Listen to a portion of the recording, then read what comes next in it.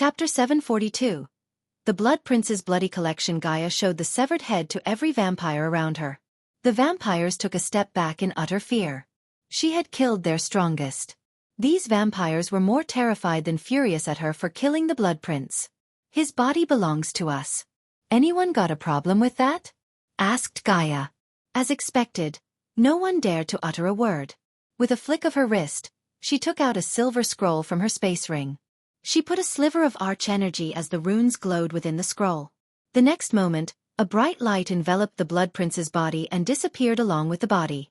"Everyone, please leave the hall," said Saber. The vampires looked a bit flustered for a few moments, but ultimately they left the room, leaving Trista behind. "Azazel, look around the castle and get the feel of the layout." "As you wish, my lady." Azazel deep bowed before leaving the hall. Gaia sat down on the chair facing Saber. "You can take your seat beside Saber." Gaia gestured at Trista to sit. The brunette vampire looked confused. Despite being one of the oldest and the most powerful elder vampires, Trista couldn't help feeling weak in front of the black-armored woman. "You want to know what the fuck just happened, right?" Gaia asked Trista. Trista slowly nodded. "I think it's better if Saber explained everything to you." Gaia turned her gaze toward Saber. She patiently waited for Saber to tell everything that had happened after he met Ghost to give an immortal killing weapon to him as part of their deal. 2 days ago, Saber took out an immortal killing weapon from his personal collection. He went to meet Ghost but met the Dark Lord instead. At first, Saber was completely off guard. Everyone in the vampire clan was terrified of the Dark Lord. So when Saber saw him, he thought he was going to battle the Dark Lord for his life. However, the Dark Lord revealed his identity and shocked Saber. It was Ghost. He offered Saber something he couldn't refuse: immortality and a permanent solution for the sunlight problem. The Dark Lord kept his word as he gave more potions to Saber. But he also offered a permanent solution if Saber was willing to serve him. When Saber felt reluctant to agree to bend his knee, the Dark Lord attacked him. Compared to a half-immortal, Saber was weak. He couldn't even react in time before the Dark Lord injected a potion into his neck. Saber lost consciousness. To his utter shock, he woke up on a beach in Royal Land. The sun didn't hurt him at all. Furthermore, he didn't feel his bloodlust at all, even when there were bleeding humans before him. Only then did he realize the Dark Lord wasn't lying about a permanent solution. Saber had never felt so powerful in his life. At that moment, Saber could see his kind's bright future. Without a weakness to the sun and blood craving, they had the chance to become a whole new, powerful breed. This new power came at the cost of Saber and his kind following the Dark Lord. The Dark Lord exposed their existence because Hakan was stupid enough to try to kill him. The Dark Lord explained how similar his kind and he is.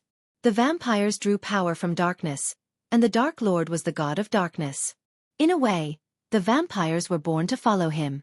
Saber felt the true extent of the Dark Lord's power when he turned the day into night. His power grew out of bounds. After everything was said and done, following the Dark Lord seemed to be the best option. Therefore, Saber agreed to serve the Dark Lord. Saber had a feeling choosing otherwise would mean the death of him and his kind. But Saber focused on more positive things. When Saber finished his story, Trista was in complete shock. First, she still couldn't believe Saber could survive the sunlight. Second, she never expected Ghost to be the Dark Lord, and Saber agreed to serve him. Although Saber was an elder like her, he was more of a leader than an elder. Ingram, the oldest vampire who should offer guidance, was always absent when they needed him. Hence, Saber became a leader of the elders. Now Trista had to make the choice of whether to follow Saber and thus by following the Dark Lord or not.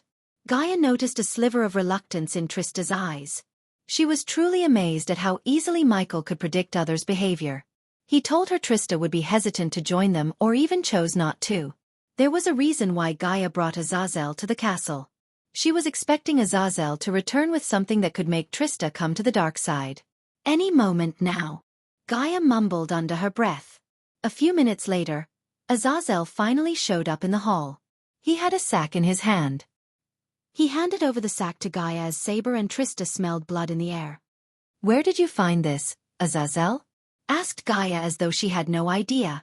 She wanted to entertain Trista and Saber. "In the Blood Prince's room. I found several others, but I thought you would want to see this," said Azazel. Trista and Saber curiously stared at the sack. Trista looked at Saber with doubtful eyes. Judging by the look on his face, Trista could tell Saber had no clue of what was inside the sack. Under their curious eyes, Gaia slowly pulled the sack up. Surprisingly, they saw a head when she removed the sack. Their surprise soon turned into utter shock as they recognized the head. It was none other than their fellow elder, Lenora. Lenora! Trista shouted in shock. The last time she saw Lenora, she was a puppy mess under the feet of the Blood Prince. She didn't find her head because Trista thought the Blood Prince crushed it with his foot. Lenora's eyes and mouth slowly moved, but no words came out of her mouth. The Blood Prince was a sick psychopath who kept the heads of vampires on a shelf as his personal collection. Thanks to Michael's spiders all over the vampire castle, Azazel learned this juicy information about the Blood Prince. The one who should have protected you had a secret collection. He was keeping heads of your kind in his closet. Talk about skeletons in a closet, Gaia exclaimed. Gaia handed over the head to Azazel and gestured at him to give the head to Trista. Azazel gently grabbed the head. Trista shivered, looking at her best friend's severed head. Her hands trembled as he took the head from Azazel. Her head was cut off from her body and kept in a cold place for too long. I'd give it a day or two before her brain completely shuts off. He was a sick bastard, said Gaia. He gave just enough blood to keep her barely alive. Lenora, Trista's eyes watered for the first time in a long time. Anger and sadness overwhelmed her heart. She couldn't see her best friend like this. My lady, is there a way for us to heal Lenora? Asked Saber. Even he felt pity for Lenora after seeing her like this. Plus, helping the Dark Queen kill the Blood Prince seemed like the best decision in his mind. That depends on Trista, hearing Gaia. Trista slowly raised her head. You want me to serve you just like Saber? Asked Trista. Bingo! You're a smart girl. That's why we are hoping you will join us and change this world. Trust me, this is not some fancy word or offer. We actually have a god with us. As you can see, only a god can bring Lenora back to life. So what's it gonna be? Saber placed his hand on Trista's shoulder, wordlessly reassuring her to make the same choice as him. To be honest, Trista saw no cons of serving the Dark Lord. If it was before, Trista would have refused to bend her knees. But after what happened with the Blood Prince, she realized even the elders were just pawns. What made the difference was what kind of pawns they would be. At least serving the Dark Lord came with perks and a chance to heal Lenora back to life. I'd follow you but only if you heal her, said Trista. Saber was shocked. The Dark Lord and the Dark Queen were not the kind of people one should negotiate with. To his surprise, the Dark Queen chuckled. As I said, you're a smart one. Constructing a body for her will take time. But as a gesture of faith, I can ask the Dark Lord to heal her head. You'll be able to talk to your friend. We will heal her completely once we are confident you have no ulterior motives or doubts about serving us. How about that? Gaia paused for a moment before continuing. You have no other option, really. You can say yes and see your friend again, or you can say goodbyes to her. Either way, it's time to make your choice, said Gaia. Trista stared between Lenora's head and Saber. Saber nodded as Trista took a deep breath. You want me to kneel before you? Asked Trista, rising from her seat with Lenora's head in her hands. No need. The Dark Lord will arrive, and you can do that before him. Saber was surprised. He didn't know the purpose of the Dark Lord's visit to the vampire castle. But one thing was sure. The fate of the vampires would change forever from today. Saber, the Dark Lord would like to meet the head of your experiments and research projects. Bring that one here, Saber nodded. As for Trista, why don't you go there and take a look at the Blood Prince's collection? I feel like you should know how wrong of you all to follow a Blood Prince without knowing their nature. Gaia rose from her seat and turned her gaze back to Saber. The Dark Lord also wants to meet all the elders, including Ingram. Summon them all here. I assume you have a way to do that. Yes, my lady, said Saber. Great. I'll see you in 5 hours with the Dark Lord. Try to convince your minions about the new hierarchy. Only those who fully deserve will get the gift from the Dark Lord. Chapter 743. Biggest and baddest castle. After Gaia met with the vampires, she teleported herself back to the Dark Forest, where she met Michael. He remained in the pocket dimension working with Eladir. Nightmare and Vidora slept by the waterfall peacefully. When she entered the place, she saw Michael staring at a map. What are you looking at? Asked Gaia. She slowly removed her black skull mask and put it on the table. One of my armor pieces. Michael pointed at a small island in the southern continent. He used 200,000 Baddest points to find out one of his armor pieces. This armor was crafted by the Dark Lord and sent to the future using a time machine. Michael had no idea how difficult this task was. All he knew was his past self did this by using the system. Are we going to get this before or after we destroy Wuxia? Asked Gaia. After. I am heading to the capital at dawn, said Michael. He preferred to attack Wuxia when there was no sunlight. The darkness would greatly increase his power. Not that Michael wanted any power boost to kill Victoria. However, Michael liked to be at his strongest. How was your meeting with the vampires? Asked Michael. Went as we planned. I just gave my word you'd be able to make Lenora's head talk before we completely heal her. That's doable. My lady, you finished off the Blood Prince? Asked Eladir. Michael was surprised to see the glimmer of excitement in the dark elf's eyes. Judging by the look in his eyes, Michael could tell Eladir had some kind of plan for the Blood Prince's body. It should be in the storage room with the dragon skeleton, said Gaia. Michael was too busy to assemble the dragon skeleton. He teleported from the treacherous ocean. He needed additional 100,000 Baddest points to assemble the skeleton. He wished he was able to teleport the wise dragon skeleton too. It was a pity that the system absorbed its body to reveal Adelia's teleportation destination. Still, Michael was confident he could make millions by auctioning the skeleton. According to Arya, the next big auction in the Aura continent would happen in 3 months. So Michael planned to auction the dragon then. Until then, it could stay in the storeroom. My lord, can I take a look at the Blood Prince's body? Asked Eladir. You seem rather excited. What's the matter, and why do you want to see his body? Michael asked Eladir. I want to study such specimen, my lord. You talk like Dalar. Normally, he was the one who messes with dead bodies. True, Eladir nodded. But the Blood Prince's body is different. I might make use of his body to create some new runes. You got me at new runes. Go crazy, Michael dismissed Eladir. The elf almost ran away from the place full of excitement. It was extremely rare for Michael to see Eladir this excited. After finding all the armor pieces, he hoped the elf could develop some powerful runes to enhance his armor. You should give me new armor. Now that I think about it, you haven't given me an engagement gift. Some fiancé you are. Gaia rolled her eyes. Didn't I tell you I would get you your throne of Nagaland? You're kidding me, right? After we reveal our identities, do you think I can peacefully rule Nagaland as the queen? The Sky Hall and the Guardians would be at my neck if I ever stepped into my own kingdom. Michael's brows arched up. It was such a simple thing, but he completely forgot about that. This was the reason Michael wanted to put an end to keeping 2 identities. His brain power diverged into too many things as he started to overlook the obvious things. Michael took a deep breath. Although he didn't utter a word, Gaia could tell how sorry he was by looking at his eyes. She smiled. You don't have to worry about that. I know you have so many things to deal with. It's okay, Gaia gently said. The moment she said these words, Michael hated himself. She asked for one thing for him, but he failed to give her that. Michael calmed himself with a few deep breaths. Quickly, he remembered the floating mountain given to him by Eve's father. I am going to build you the best and baddest castle this world has ever seen and give it to you as my loving gift, Michael said, taking her arms into his. He slowly moved over the strand of hair on her face and felt her smooth, soft skin. You are the best thing that happened to me in this life. Michael meant these words with all of his heart.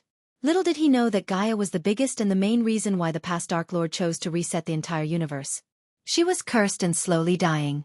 To be honest, the Dark Lord didn't think he could live and fight without his wife. The only way to save her was to travel back in time. Michael did that in a heartbeat. Fortunately, that fate had been avoided the moment Michael retrieved the curse-breaking artifact from the treacherous ocean. You better, Gaia ruffled Michael's hair playfully. As seconds passed by, Michael prepared for what could be his final battle as Ghost. He flicked his wrist as his usual black attire appeared on an armor stand. He touched the clothes, sighing. Finally, Michael put on his robes and sheathed a silver sword with several crimson-red engravings on it. This was the sword Saber gave him. With this sword, Michael possessed 2 immortal killing weapons. I will come with you, said Gaia when he finished putting on his robes. Before you say anything, let me remind you that Zanali knows who I am.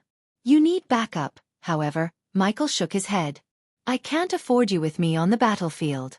Instead, I need you to go to the river town to ensure Eve and everyone's safety. I will take care of Zanali. Don't play me for a fool, human. I know you are sending me away so no one could take me hostage and turn the table on you, Gaia snickered. You know how Maxim operates. I can't afford any fuck-ups, Gaia sighed heavily. Judging by the look in his eyes, she knew there was no point in arguing with him. Hence, she agreed to go to the river town. But let's go meet Saber and his kind first, said Michael. A few hours earlier, Zanali was granted entry into the capital by the mages. She entered Maxim's castle with the mages carrying Valeria and Booth's bodies. Victoria was talking to Terence, Minister Gordon, and some prominent nobles in the kingdom. All the nobles had one thing in common among them: fear. They were afraid of Ghost. Many of the nobles had already left the kingdom via their personal ships. Those who remained in the kingdom were either ordered to stay by Victoria or were too loyal to Maxim Barnes. Since Victoria didn't know about the death of her mother and Booth, she looked surprised to see Zanali. At first, Victoria thought Zanali was here to help the citizens. However, when she saw the mages carrying something covered in white cloth, her heart skipped a beat. Guardian Captain Zanali, Victoria greeted her as the mages placed the bodies on the ground. Princess Victoria? Zanali's voice trailed away. She was unable to form words. What is that? Victoria's hands shivered. The mages avoided direct eye contact with Victoria. Meanwhile, the nobles surrounded them. Minister Terence was the first one to approach the bodies. He squatted beside them and slowly lifted the cloth. Terence creased his brows. He turned his gaze toward the mages without saying a word. He couldn't recognize the headless bodies. Before the mages could answer Terence, Victoria sent a wave of wind with a flick of her wrist, removing the white clothes. Some of the nobles screamed. The headless bodies stunned everyone in the hall. Mother! Victoria mumbled. She needed no spells or runes to identify the body of her mother. Seeing Valeria like this, Victoria's mind couldn't handle it. As a result, Victoria fainted on the spot. Zanali was quick enough to catch Victoria. Your Royal Highness! The royal guards and Minister Gordon came running to Victoria's aid. Water! Zanali signaled the soldiers to bring her a glass of water. The soldiers quickly brought her a cup of water. Zanali gently sprinkled water on Victoria's face to wake her up. Victoria slowly opened her eyes. Realizing she was in Zanali's hands, she pushed Zanali aside and got back to her feet. Her body trembled uncontrollably. Terence and Gordon looked at the mages to see them nodding, wordlessly confirming it was Queen Valeria. No one could take their eyes off Victoria. She collapsed to her knees beside the body. She touched Valeria's pendant as tears gushed out of Victoria's eyes. I am so sorry, Princess Victoria, Zanali's voice stuttered. Since Zanali lost her best friend to the Dark Lord, she knew what Victoria was feeling deep down. Her death was sudden and quick. Queen Valeria felt nothing, said Zanali, although she knew nothing she could say would lessen Victoria's pain. Was it Ghost? Stuttered Victoria. Her voice contained unimaginable anger and pain behind it. Zanali nodded. Everyone became silent. If anyone else had killed Queen Valeria, they would bark orders at the royal guards to bring back the killer's head. But the one who killed her was Ghost, a half-immortal. Sending guards to him would be like sending sheep into a wolf's den. Honestly, no one knew what to do next. Instead, they just stared at Victoria. General Booth? Did he suffer? Asked Victoria. Zanali remained silent. Her silence spoke volumes, letting Victoria know the extent of pain Booth went through. Just the scars and wounds on his body were alone a clear indicator of how much he suffered at the hands of Ghost. When he arrives at the capital, everyone must stand down, said Victoria. Her face showed no emotion, as though she had lost her emotions. I will face him myself. I don't want any more deaths on my head for something I did. You royal dash, Terence tried to interject, but when Victoria turned her gaze toward him, he shut his mouth immediately. He felt a chill running down his spine. The murderous rage hidden within her eyes was terrifying. Just like Ghost had promised her, he had taken everything from her. The karma hit Victoria left and right. Everyone, including Victoria, knew what would be the outcome if she fought Ghost. Even Zanali didn't think she could stop the war between them anymore. Chapter 744. Michael versus Victoria. The sun slowly set down on the horizon, giving way for the darkness to blanket the world. The raining snowflakes added a tinge of white to the gray atmosphere. Snow blanketed the city as far as one could see. The temperature dropped to dangerous levels. This winter had proven itself as the coldest one in recent centuries. If the winter wasn't enough, the Thusians had to face a vengeful half-immortal. Wuxia prepared itself for the war against Ghost. They lost all the kingdoms they conquered in a matter of a few days. This showed the entire world how powerful a half-immortal was. It had been hundreds of years since the world had seen one. Thus, the world had forgotten about half-immortals and immortals. Ghost reminded the world with a tight slap. It wouldn't be an understatement to say the entire world was concerned about Ghost. Even the Empress of Ar gathered all her war gods and asked to formulate a plan to defend their land in case Ghost turned his murderous gaze toward them. She ordered everyone to raise their cultivation levels fast.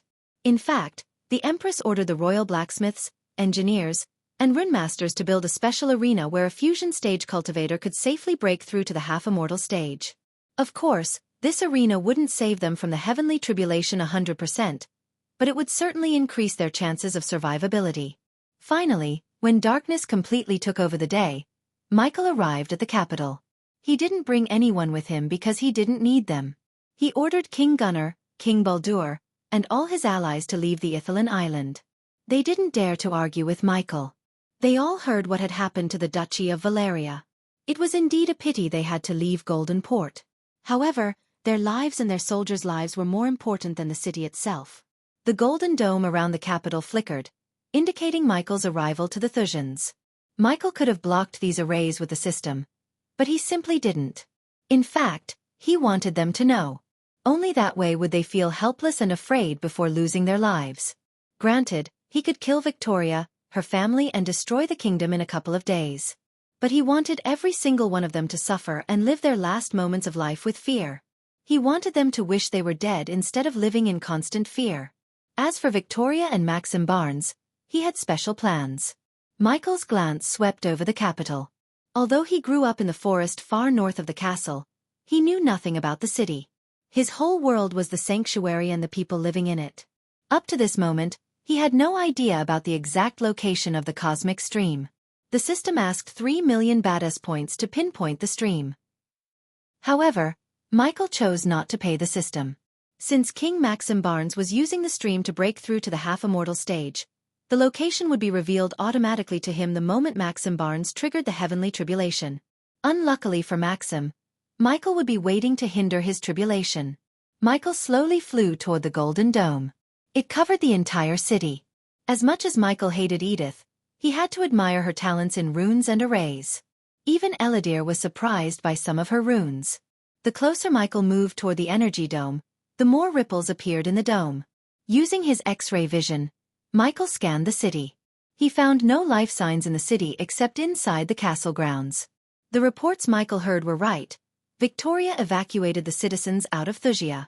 Not that Michael would have cared if there were people in the city, but at least now he had a clear conscience. The soldiers within the castle came running outside.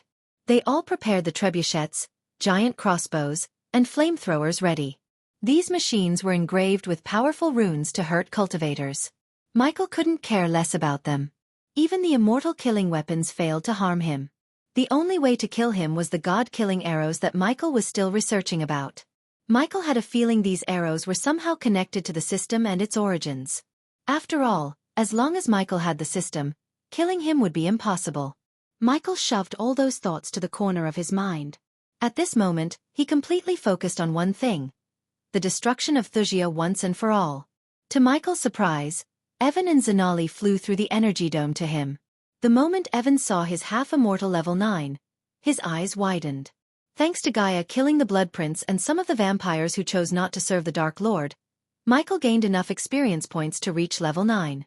His god-level cultivation speed startled Evan. It wasn't even a year since he entered the half-immortal stage. With this rate, Evan could tell Ghost would become immortal in a few months. Ghost, we need to talk about what you're going to do. You already killed Valeria, destroyed all their cities, and took back the kingdom they conquered. Isn't it enough? Asked Zanali. Michael remained silent. If you let go of this feud, "I'll release Gaia of all the crimes she has committed," said Zanali, only to see Michael fold his arms. "First, it's not enough. I want this place razed to the ground. Second, Gaia didn't commit any crimes. You and your mother took the throne, which rightfully belongs to Gaia. You two drove the once powerful kingdom into a debt trap and robbed the kingdom of its status. Gaia only tried to save what you've been destroying. As far as I am concerned, you, your mother, and Gaia's father are the criminals." Zanali was about to respond to him when he raised his finger. "I am not here to talk about Nagaland. I am here to settle some old scores. Get out of my way." A powerful gust of wind shot out of Michael's hand, blasting Zanali and Evan away. They were sent flinging back to the capital like kites without anchors. They couldn't regain their balance until they crashed onto the streets. Evan and Zanali growled. Blood trickled down their mouths. Evan's mind completely went blank. Ghost almost killed them with just a wave of his hands. His power simply terrified Evan. He used to think he could catch up with Ghost if he ventured into resource-rich places like the treacherous ocean or even the Demon's Grave. But now, attempting to reach his level seemed impossible. He didn't think anyone could match up to him. "Victoria," Michael uttered the name in a creepy way. His tone sent shivers running down everyone's spines. Finally, Victoria walked out of the castle with her battle armor on. Royal guards and ministers surrounded her. However, she didn't take them with her to meet Ghost in mid-air. She hovered behind the energy dome just a few meters away from Michael. Michael slowly touched the shield as a bolt of energy hit Michael back. If anyone under the soul refining stage had touched the shield, they would have turned into ashes. But to Michael, it felt like an ant's sting. Michael and Victoria looked at each other without uttering a word. None had any words for each other but only immense killing lust. "How does it feel to lose everything?" asked Michael. Victoria trembled. Her eyes turned blood red within a few seconds. Michael enjoyed the pain in her eyes. When she put a dagger through his heart, she had no emotions. It was like she didn't give a shit about Abraz or his love. She didn't raise a finger when her soldiers slaughtered everyone without mercy. Their deaths were not painless or quick like Valeria's. Instead, Booth and his men ensured the people in the sanctuary suffered. They vented their anger on the elders and the people for keeping the cosmic stream out of the world's reach for centuries. Of course, if Michael was in Maxim Barnes' shoes and he found a power source like the cosmic stream, he would have coveted it. But Michael wouldn't have slaughtered innocent people in the process. He would have found another way, or if the push came to shove, he would have used the system to absorb the energy source forcefully. No matter what, he wouldn't have slaughtered children for power. "No words, huh?" Michael snickered, seeing no words coming out of Victoria's mouth. "You and I both know this shield cannot protect you. You're going to die today, and so does everyone in your capital," said Michael. Afterward, he looked over Victoria's shoulder at the people on the castle grounds. "Last chance to get out of here." Michael amplified his voice with arch energy. Hence, his words sounded loud and clear in their ears. He genuinely offered the soldiers and the nobles a chance to escape. Unfortunately, they all decided to stay with Victoria to their last breath. "You are all betting on Maxim Barnes reaching the half-immortal stage, right? Guess what? Even if he becomes one, he has no chance of killing me. And Vicky, do you think I will let him become one? I heard messing with the heavenly tribulation will break someone's meridians. I have to test that theory today," Michael snickered. He still couldn't decide who to kill first, Victoria or Maxim. Nonetheless, they would both die at the end of the day. Michael devilishly grinned. He toyed with Victoria's mind just like how she played with Abraz. While he was riling Victoria up, the soldiers prepared the war machines to fire at him. He didn't mind them at all. No matter how hard they tried, those poor souls had no chance of hurting him at all. Michael placed his hand on the golden dome, creating ripples in the shield. He leaned forward toward Victoria. "Are you going to stare at me or try to avenge your mother?" Michael grinned. As Michael expected, the moment he mentioned Valeria, Victoria dashed at him. Her armor lit up like a Christmas tree. The runes glowed in various colors. She could have fought a level 1 half-immortal with the cosmic energy and the armor, but she stood no chance against Michael. He simply flew backward, away from the golden shield. "Your Royal Highness!" the royal guards shouted, seeing Victoria dashing outside through the shield. Finally, the battle between Ghost and Victoria began. She had a whole kingdom and an army behind while Michael faced them alone. Despite the advantage of numbers, they all feared Michael. In fact, they knew this was an unwinnable battle. Still, they fought for Wuxia out of loyalty. Chapter 745. Michael vs. Victoria 2. In mid-air, Victoria and Michael clashed. She unsheathed her long sword and held it tightly using both hands. The sword was extremely heavy. But this sword was just for normal enemies. She could conjure a sword made of cosmic energy, which could cut through anything except Michael's body. That didn't mean the cosmic sword was completely useless against Michael. For some reason, Victoria fought with the big long sword instead of the cosmic sword. Victoria swung her heavy sword left and right. Michael wondered what length she went to reach the fusion stage in such a short amount of time. Judging by the unstable energy radiation around her body, Michael could tell she had used shortcuts to boost her power. Michael swayed his body to the sides, easily evading the sword. Victoria's figure was blurry to others, but to Michael, she moved in slow motion. He read all her moves before she made them. Victoria was trained to control her emotions. But how could she control her anger when she fights the killer of her mother? Is this all you got? Michael snickered. He put one arm behind and swatted the sword with the other. Victoria fought viciously. Each of her sword swings cut through the air, creating a sharp noise. While swinging the sword, she raised her hand. Immediately, the sword in her hand lit with fire. The flames were scorching hot. They vaporized the snow in a 5-meter radius around them. It felt like the snow had stopped for Michael and Victoria. Every time she swung her sword, the flames lingered in the sword's path for a few moments before fading away. Despite the flames on the sword, Michael swatted the sword like it was nothing. Suddenly, Michael grabbed the sword with one hand. "I am disappointed in how pathetically weak you are," said Michael. He clenched his fist and punched Victoria in the gut, sending her flying back into the dome. She flew in the air for a minute or two before crashing down on a wooden building. The sheer force of her collision made the house crumble down. Michael looked at the flaming sword in his hand. "Fancy sword," mumbled Michael.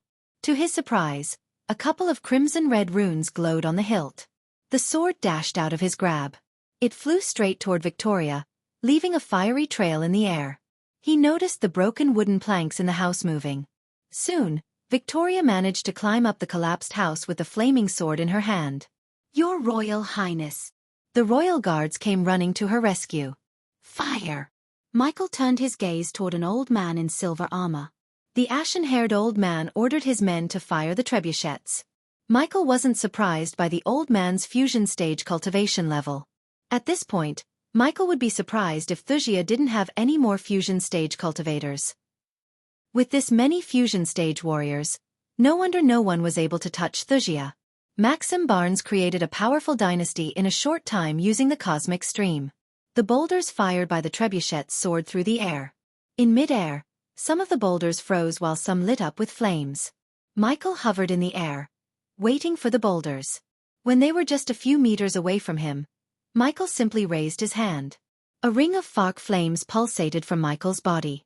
Upon the boulders came into contact with the dark flames, they turned into ashes. The soldiers were stunned. In a blink of an eye, almost 20 boulders disappeared from their sight completely.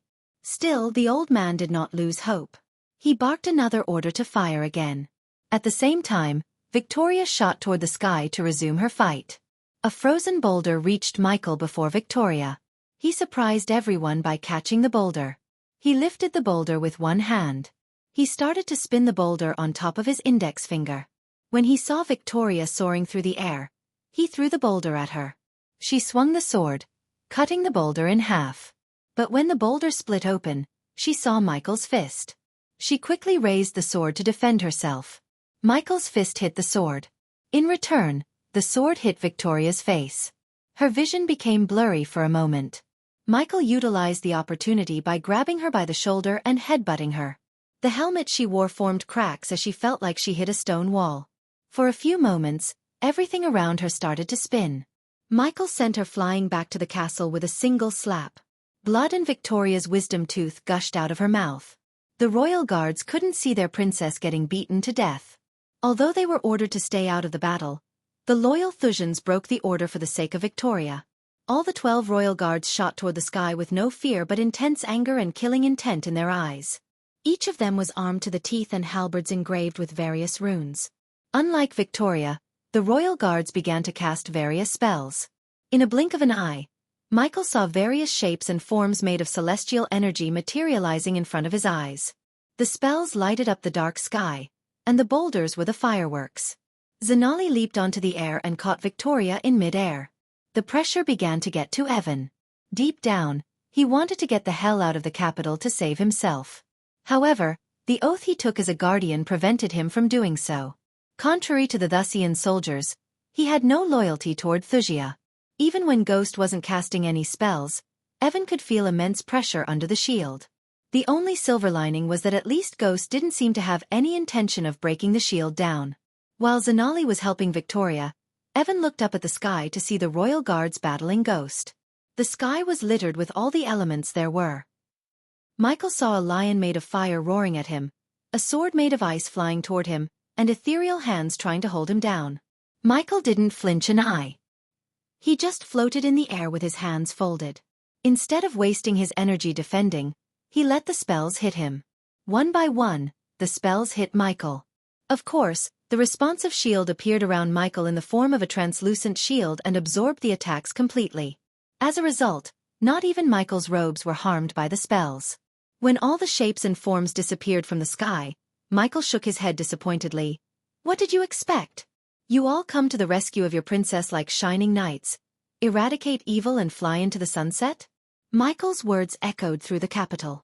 Life is all about making the right and wrong choices and living with the consequences. By coming to her rescue, you made the wrong choice, and the consequence is death. Since the royal guards were floating closer to Michael, they heard an otherworldly vibration in the air. The very next moment, two dark beams shot out of Michael's eyes. Those who were on the ground couldn't see the dark beams because of the dark sky above them. The dark beams went straight through a royal guard's head. He fell from the sky, and before the others could react, the beam took a sharp 90-degree turn and pierced another soldier's head.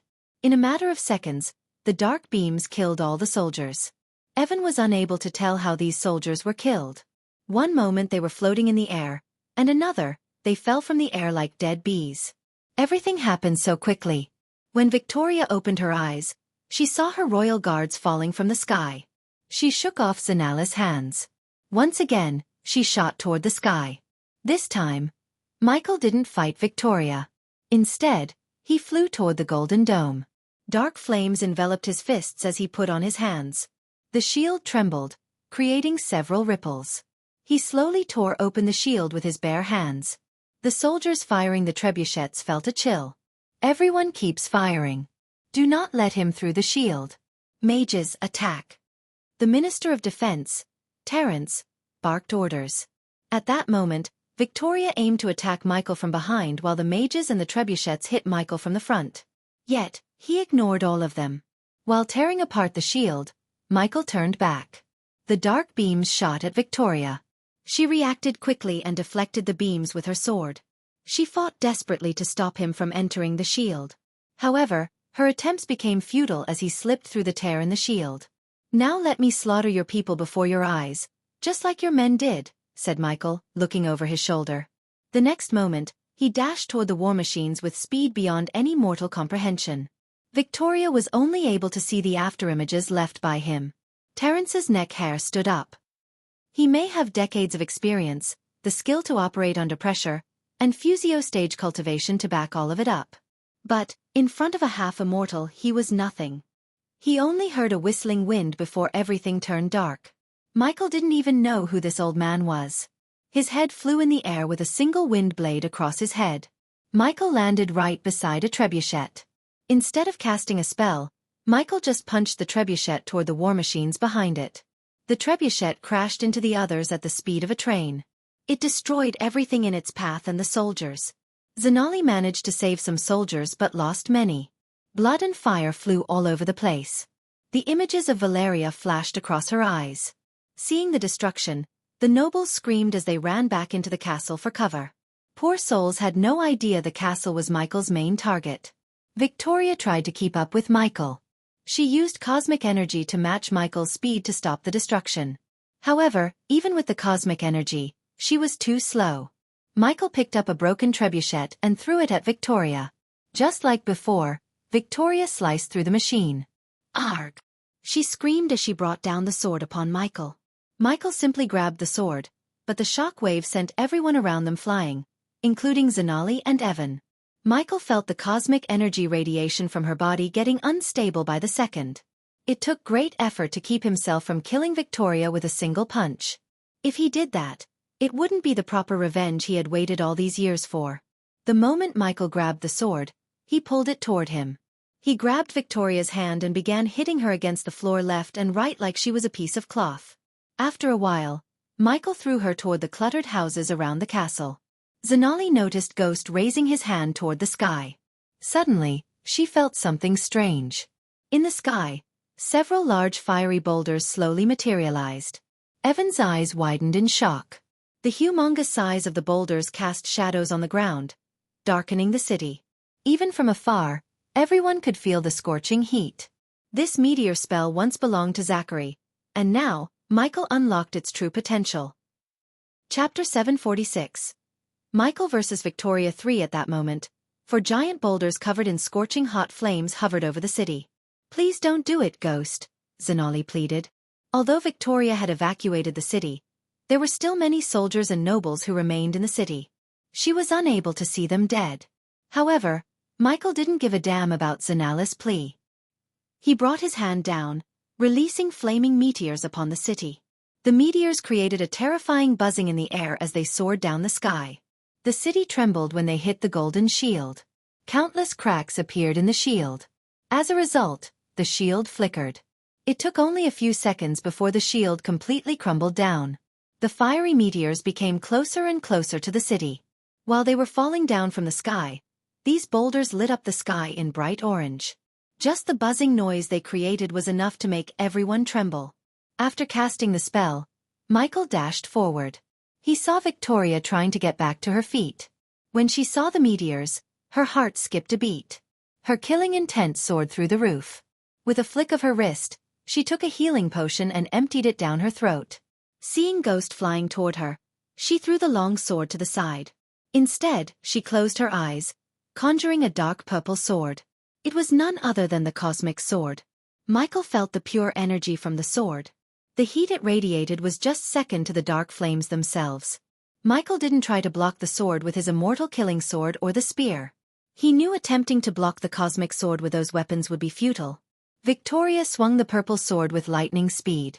To her surprise, Michael blocked her sword with a black shield. The moment the sword hit the shield, it created a powerful shock wave that decimated everything in a 10-meter radius. The force of it knocked back Victoria, and even sent Michael back flying for a few meters. Michael regained his balance.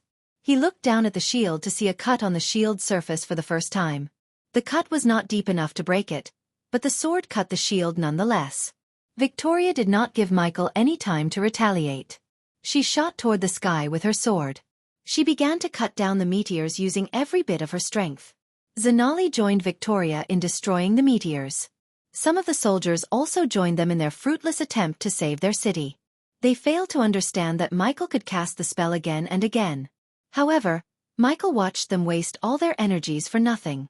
"Oh, Victoria," Ghost said from the ground. His voice echoed through the city. "It seems like you are in a bit of a blunder. I am going to destroy your precious castle along with everyone in it.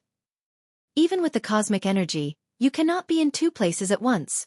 Victoria's body froze as he turned around to see Michael moving toward the castle. She was stuck between destroying the meteors and saving the castle. Michael wasn't kidding when he said he would destroy the castle and everyone in it. When he reached the castle, he covered himself with the dark flames and flew straight into the castle. He punched through the walls and pillar with such force and speed as the castle slowly crumbled down before Victoria's eyes. The giant front door collapsed down, blocking the entrance. Victoria couldn't locate Michael within the castle. Evan stared at the castle with a blank mind. The ground itself trembled beneath his legs. Maxim Barnes built the castle with the strongest of materials and runes to withstand devastating natural disasters and attacks of all sorts. However, the castle completely failed to withstand Michael's onslaught. Zanali dived down to help the nobles stuck within the castle. She heard their cries for help and saw some boulders flying away due to someone casting spells from within.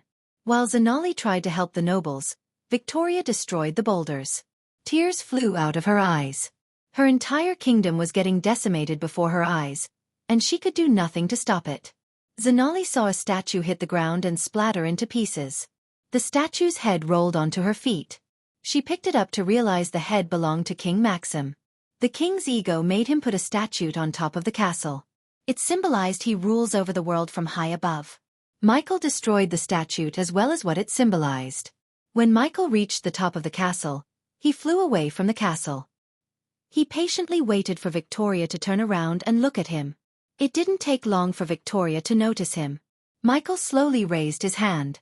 Under Victoria's murderous gaze, Michael simply snapped his fingers as the castle collapsed completely. Xianxia and Evan leaped out of the way. Many nobles were not so fortunate to escape. As a result, the walls and stones crushed them. Ugh! Victoria roared like a cornered beast. The energy radiation around her body shot through the roof as she dashed at Michael. She swung her cosmic sword left and right while Michael blocked the attacks with his black shield. Still, Victoria managed to cut him a few times. Each cut was a couple of inches deeper. Blood trickled down Michael's chest. Yet, he didn't mind them at all. He finished toying with her. "Give me all you got, bitch," Michael snickered. The battle between them intensified. Michael couldn't go all out because she would be dead in a second if he did. Hence, Michael suppressed his power. Despite suppressing his power, he still proved way stronger than Victoria. She swung her sword left and right like a crazed beast. Michael evaded some and blocked many with the black shield. Arg! Victoria swung her sword across his neck with a roar. Michi bent backward in the air, turned his body, and kicked her in the head. The kick sent Victoria flying. She coughed up dark blood. Michael didn't wait for her to dash forward. Instead, he flew toward her. He grabbed Victoria by her hair and punched her repeatedly in the face. She tried to stab him with the sword, but Michael grabbed her wrist, twisting it in the process.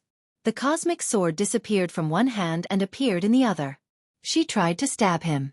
In fact, Michael was caught off guard. However, before she could stab him, Michael cast the Silene's spell, slowing down the time around him. She pulled the sword out of her hand. She didn't even realize the sword was not in her hands anymore. Michael grabbed Victoria by her neck while capturing the dark flames to burn the cosmic sword down. Victoria's eyes widened, seeing the dark flames engulfing the cosmic sword. After Michael ripped off her armor, she lost major protection. Michael didn't show her any mercy as he punched her in the chest, breaking several ribs. Blood gushed out of Victoria's mouth. He knew he should feel some kind of mercy or pity for Victoria, but he simply couldn't. She didn't raise a finger when her men slaughtered everyone in the sanctuary, including children. Because of her and her father's lust for power, thousands of people lost their loved ones, homeland, parents, and lives. All of this could have been avoided only if Maxim Barnes and in this world, only the primordial flames had the power to fight cosmic energy. That was why Maxim Barnes sent Victoria to Mazeroth. He tried to covert all the flames to himself, but the poor man managed to get no primordial flames. The primordial flames were believed to be sentient. They chose its bearer and not the other way around. Hence, why the dark flames chose Michael over Victoria even when she was the one who found it. Michael grabbed her chest plate and ripped off the armor with his bare hand. He tossed the armor to the ground. "I loved you. I loved you so much. Yet you gave me nothing but pain," Michael slowly said. "Why did you have to kill them?" Michael threw Victoria into the rubble. Some of the soldiers who survived the castle's destruction rushed to save their princess. But Michael raised his hand, sending lightning bolt after lightning bolt to kill them in a few seconds. Evan stood at a safe distance from Michael. "Stand up," said Michael. He landed near Victoria and picked her up by her hand. Thunder rumbled above Michael. Soon, the snowfall stopped. Instead, the sky split open as nature brought its wrath in the form of heavy rain. He dragged Victoria out of the rubble before throwing her a few meters away. "Look at your kingdom," said Michael. Only Evan and Xianxia remained still and unscathed. Michael put his arms behind his back, looking at the ruin before him. As far as he could see, there was nothing but rubble. Even the heavy rain couldn't put out the flames spreading through the kingdom. "What built from fire shall be reduced to ashes," Michael recalled the words of his elders. He saw the elders smiling at him from above. He let the rain wash over his face in silence. Victoria tried to stand up, but Michael sent a sliver of lightning bolt through her chest. Xianxia wanted to help Victoria, but her legs refused to move. She had to think about Nagaland. If Gaia wanted, she could come up to Nagaland and destroy the kingdom with Ghost's help. The last thing Xianxia wanted was the destruction of her kingdom. The Guardian Guild didn't save one of their own, so how could she expect them to save a kingdom of Nagas? You could have built a powerful nation without the cosmic stream, said Michael. You took something from me. Now I have taken everything from you except your father's life. As soon as Victoria heard these words, she clenched her fist. She wanted to get up, but her body gave up. Don't die. I haven't killed your father yet, said Michael. He was waiting for Maxim to trigger the heavenly tribulation. Killing Maxim Barnes would be the last thing he does as Ghost. Afterward, Ghost would fade away from existence, and the Dark Lord would rise from Thuja's ashes. Chapter 747. King Maxim's arrival. Michael moved his hands as several boulders lined up before him. They formed a long pillar almost the size of a 5-story building. Michael picked up Victoria, shot toward the sky, and banged her against the pillar formation. Soon, golden chains appeared around her, pinning her in a T-pose on the pillar. From this position, Victoria could see the entire city. I wish I had taken your head, Victoria groaned. Good. I want you to regret every decision you've made, Michael snickered. He slowly turned around. Dark clouds slowly gathered in the sky, darkening the place. It wasn't Michael's doing but the result of energy fluctuation in the air. An outside force messed up the balance between celestial energy and archenergy around the world. Suddenly, the sky started to rumble. Purple lightning streaks struck across the sky. The heavy rain became worse by the second. Coupled with the howling wind, the heavy rain put out the fire in the city. As a result, darkness took over the place. Their only light source was the streaks of lightning in the sky. Everyone, including Xianxia, could feel the pressure in the atmosphere. Out of the blue, a thick purple lightning bolt hit the forest north of the castle. Unlike a typical bolt of lightning, it didn't disappear. Instead, the lightning bolt lingered in the air as though it was frozen. They all looked at the bolt of lightning with bewildered faces. Michael's lips curved upwards, revealing a devilish grin. It seems like your father has begun his heavenly tribulation, said Michael. Victoria struggled against the chains to escape. But no matter how hard she tried, she couldn't escape. First, she was too tired and exhausted her energy fighting Michael. Second, there were runes engraved on the chains to keep her weak. Michael wanted her to watch the death of her father. At that moment, Victoria only had her father, and Michael wanted to take that away from her. Michael patiently waited for Maxim Barnes to trigger the heavenly tribulation. He knew the first lightning bolt was just a phenomenon before the actual tribulation. As Michael expected, the sky was lit with hundreds of lightning flashes. The lightning bolts formed a web in the sky as thunder kept rumbling louder and louder. Michael still didn't lift a finger. He watched the heavenly tribulation begin with Xianxia and Evan. Is that heavenly tribulation? Evan mumbled. The elders would sense it in a few minutes, said Xianxia with a heavy sigh. She knew even if the elders appeared here, there was nothing to achieve here. Ghost had decimated the kingdom, and it would only take a spell from him to disrupt the heavenly tribulations. The damage had already been done. To be honest, Xianxia didn't think the Guardians would be able to stop Ghost. He didn't even give a damn about the Council of Immortals. The Guardians will kill you if you do something to my father, Victoria growled. Michael slowly turned around. Why? Because they want another human to be a half-immortal? Michael tilted his head. You and I both know your father doesn't give a shit about the Guardians. All he wants is power and control. You can't stop him. He has the cosmic stream, said Victoria, only to receive a tight slap to her face. Michael leaned closer to her ears. Not for long. The cosmic stream will be mine, Xianxia, who had heard the word cosmic twice, wondered what the hell was that. She had no idea what they were talking about. However, she had a feeling it was connected to whatever happened between Ghost and Wuxia. What? You want to protect the stream so no one can benefit from it. Your people could have ruled this world and led it to a golden age. You are just a dog that doesn't eat and let others eat. Oh, darling. I am going to use the shit out of it. You think this is only about revenge? Well, it's mostly about vengeance, but the cosmic energy is a cherry on top. Michael ran his fingers through her face as she growled. Finally, an ear-piercing thunder rumbled in the sky. Following the thunderclap, a strange buzzing noise resonated throughout the city.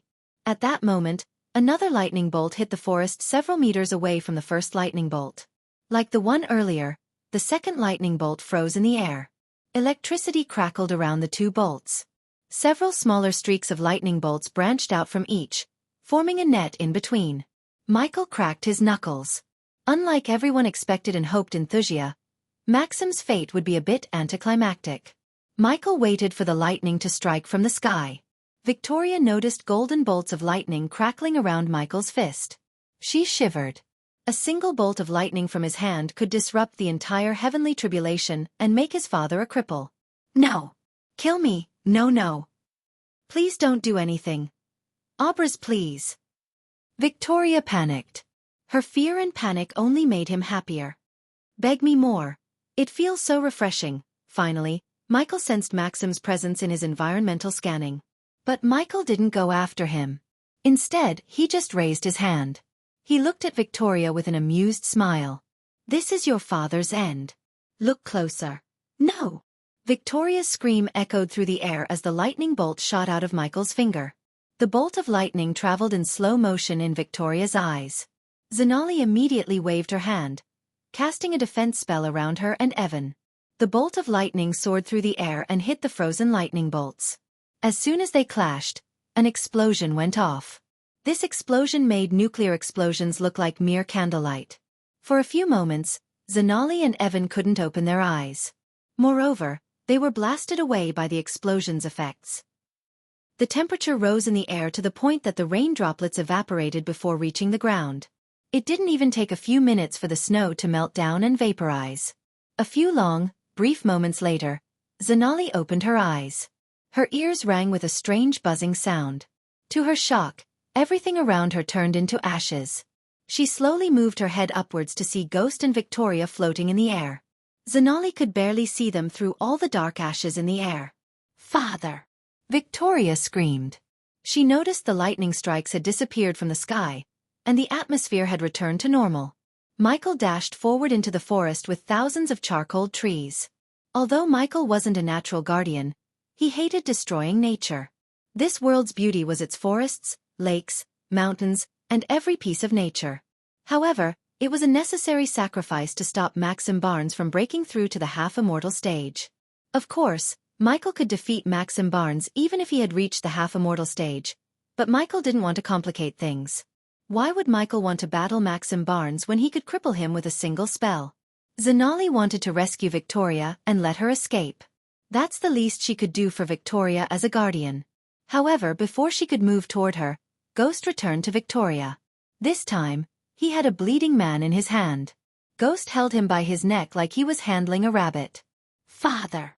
Victoria screamed. But Michael ignored her. Where am I? Maxim Barnes slowly opened his eyes. Blood slowly trickled down from the corners of his mouth. One moment he was near the cosmic stream, and the other, he felt excruciating pain from every corner of his body.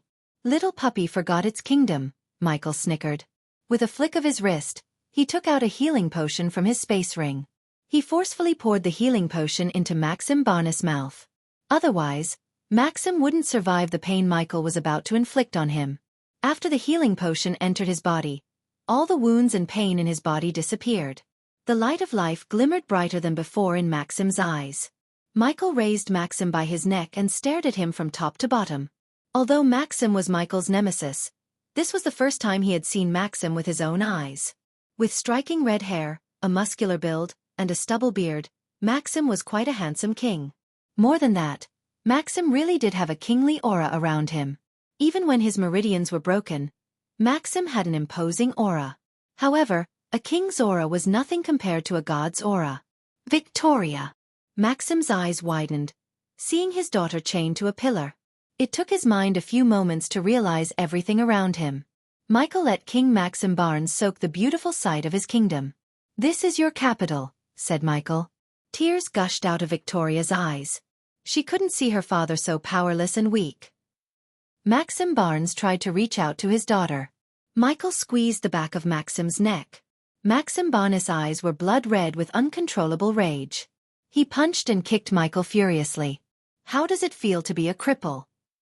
Initially, Michael planned to let Maxim Barnes fight him with the unstable cosmic energy that would turn Maxim into a ticking nuclear warhead. Michael wanted to use Maxim to destroy the kingdom. However, he recently learned from Eladir that making Maxim explode would not only destroy Ithilien but also mess up the energies in the atmosphere. As a result, the entire world could be littered with natural disasters such as storms, tsunamis, and droughts, to name a few. Hence, Michael was forced to change his plan. He didn't feel right to sacrifice millions of people to destroy Thuxia when he literally had many options. One of them was using Victoria to destroy the kingdom instead of Maxim Barnes. Since Victoria wasn't crippled by Ghost, he could force the cosmic energy to become unstable to the point she turns into a sticking nuclear bomb. But first, Michael needed to vent his anger on Maxim Barnes. Maxim Barnes' body shivered. His eyes were full of shock. He tried to conjure his energy, yet he simply couldn't. And one more thing. Michael grabbed Maxim's chin and turned his head to look him in the eyes. I am Ghost. Chapter 748. Toying with the prey, a sliver of shock glistened in Maxim's eyes. Soon, his shock turned into absolute horror. He slowly realized what had happened to his kingdom while he was cultivating in seclusion. He hoped the Guardians and his men would keep Ghost away from him until he broke through to the half-immortal stage. In his shock, he didn't try to escape from Michael's hands. He felt too weak. This is payback, bitch. Michael threw Maxim down. Father! Victoria screamed. Her father hit the ground with a small thud. Save him! Victoria shouted at Zenali. King Maxim Barnes coughed up blood several meters away from Zenali. However, her body refused to move an inch. The killing intent radiating from Ghost petrified both Zenali and Evan. Victoria was just an arrow.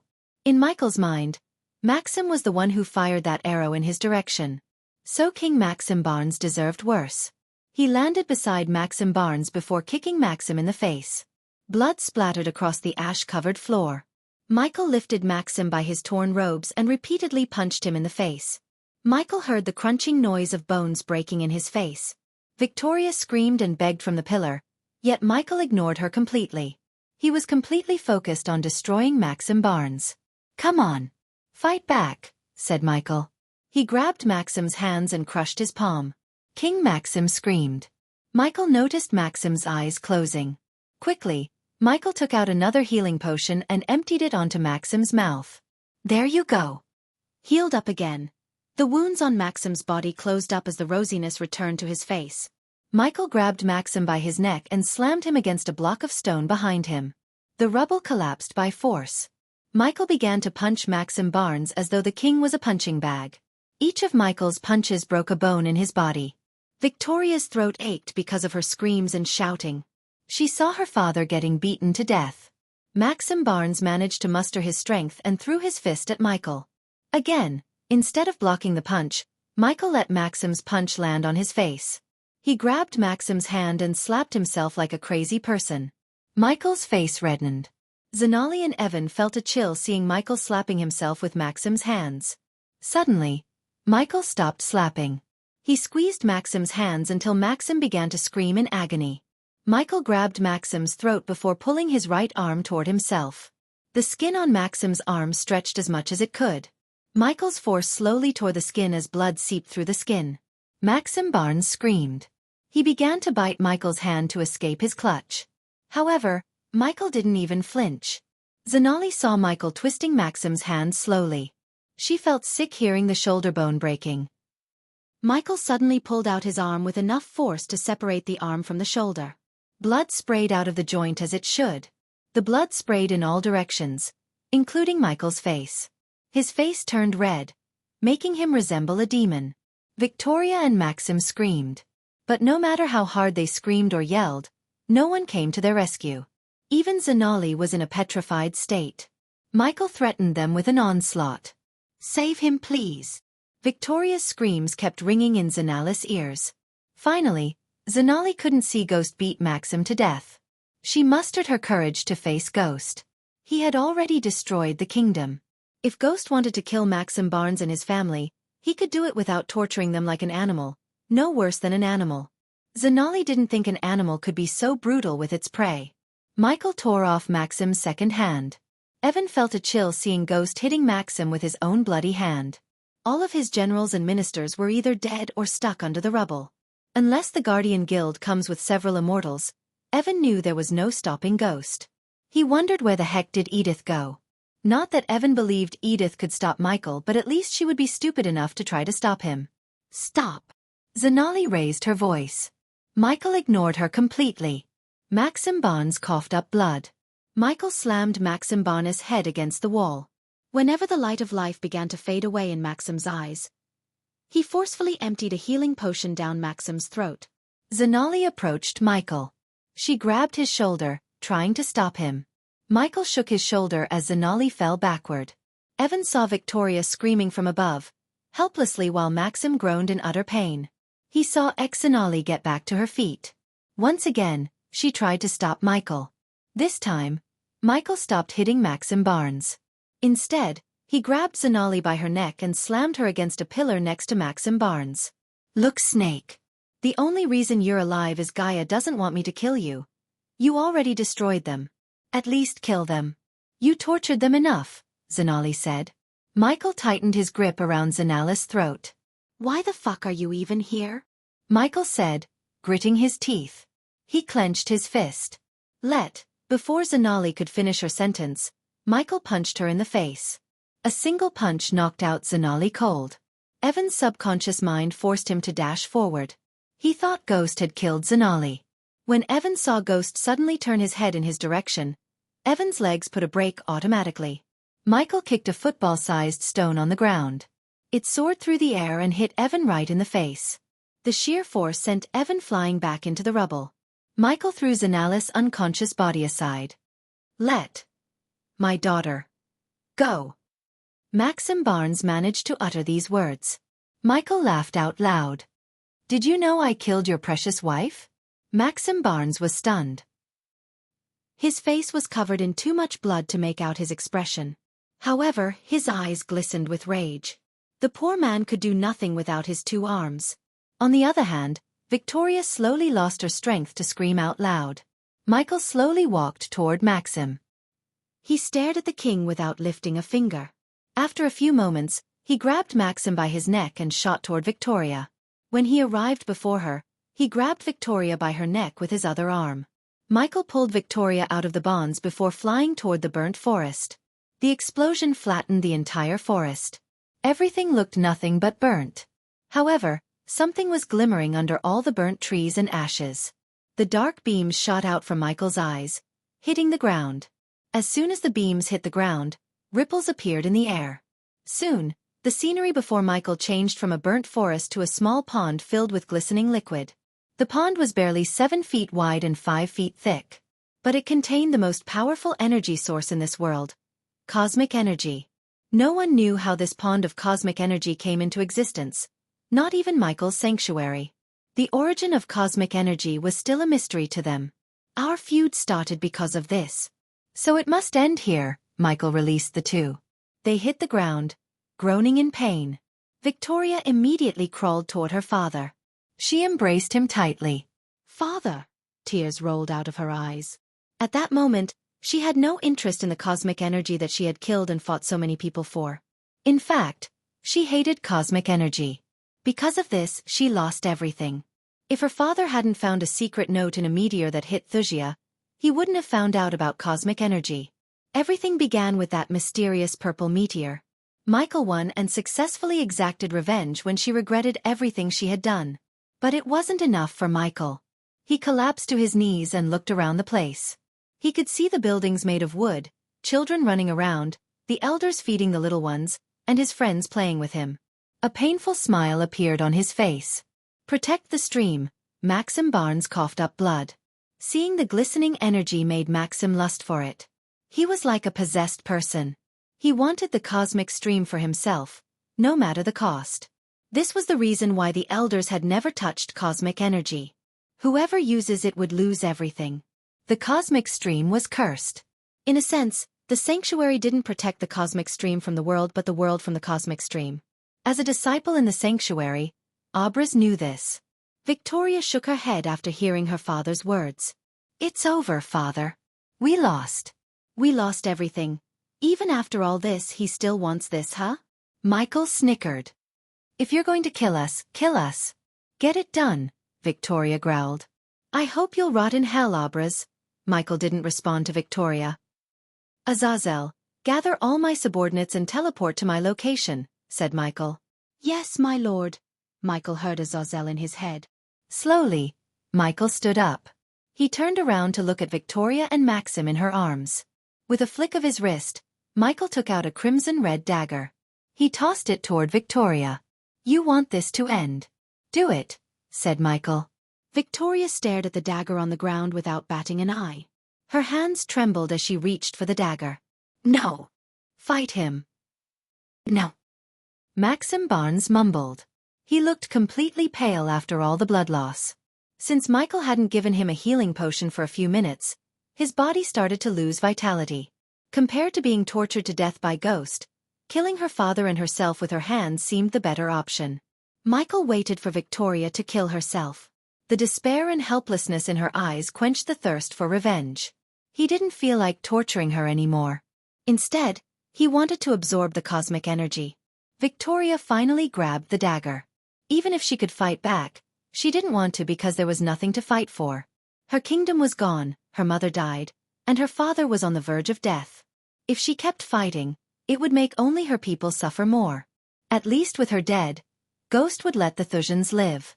She slowly moved the dagger toward Maxim's heart. She placed the dagger's end on her father's chest. Tears gushed out of her eyes like a flood breaking out of a dam. She was about to plunge the dagger into Maxim's heart when they heard a shout echo through the place. Stop! Chapter 749. Beginning of the end. Michael looked up to see countless ships on the horizon. He focused on the person who was leading the ships. It was none other than Edith herself. Michael wasn't surprised. On the contrary, he was expecting her. Something deep down always told Michael when Victoria was about to lose her life, Edith or someone would appear to stop the inevitable. One would expect Michael to panic, but he remained calm. The main reason for his calmness was he didn't have to hide his secret anymore. He welcomed them with open arms. He had a surprise stored in for the Guardians. Looking at the ships, Michael slowly floated above. The Guardians sent all their warships. Each ship was fitted with 60 to 70 cannons. All of them were enhanced with runes to kill even a fusion stage cultivator. This was the first time Michael had seen a glimpse of the guild's true power. With this much firepower, they could easily decimate a kingdom in a few hours. The closer Edith got to Michael, the clearer he saw the shock and anger in Edith's eyes. He was wondering where Edith went after rescuing the spirit child. In Michael's vengeful spree, he didn't even talk to Layla or take a moment to see his spirit child. To be honest, Michael wanted to have a few words with the child before he returned to the southern continent. Michael doubted he would be able to talk to the child after he revealed himself as the Dark Lord. What have you done? Edith stuttered. She couldn't believe her eyes. The entire city was reduced to ashes. Everywhere she looked, she saw nothing but ashes and fire.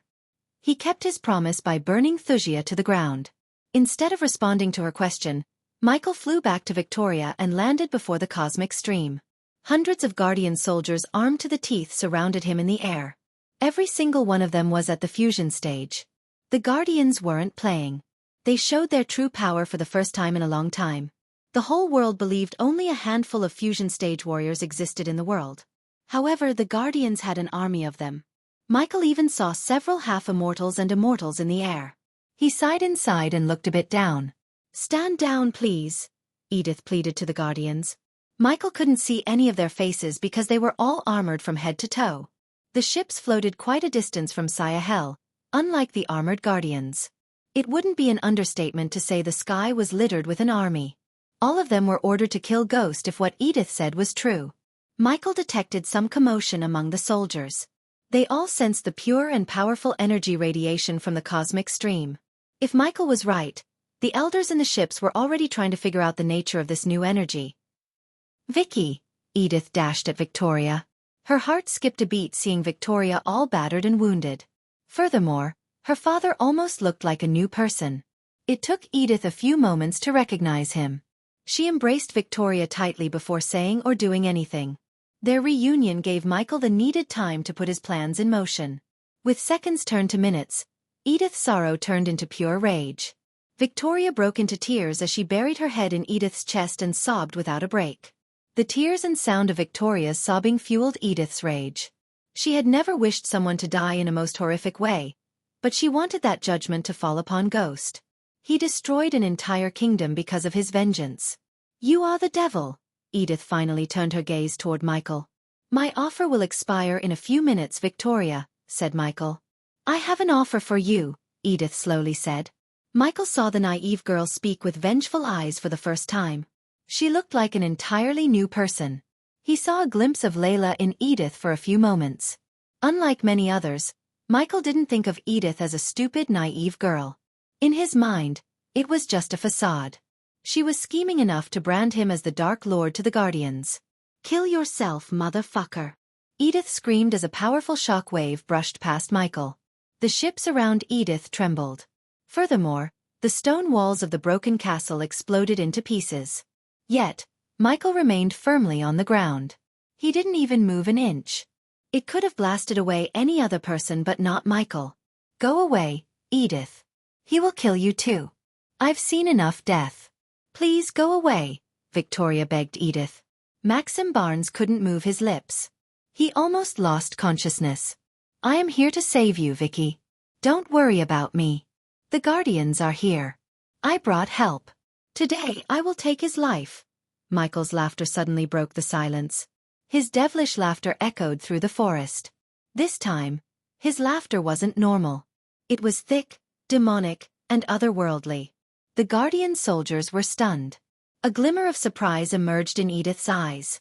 Michael sensed several powerful figures watching him from the shadows. These figures tried to be sneaky instead of drawing Michael's attention. The only surprise Michael received was the disappearance of Noah. He really wondered what the heck had happened to him. Honestly, Michael could not believe Noah didn't try to fight or stop him for once. For now, Michael paid no attention to Noah. He had bigger things to deal with. Victoria looked around to see hundreds of soldiers in the air. Finally, a small light of hope lit in her heart. Michael was delighted to see that one small ray of hope in her eyes.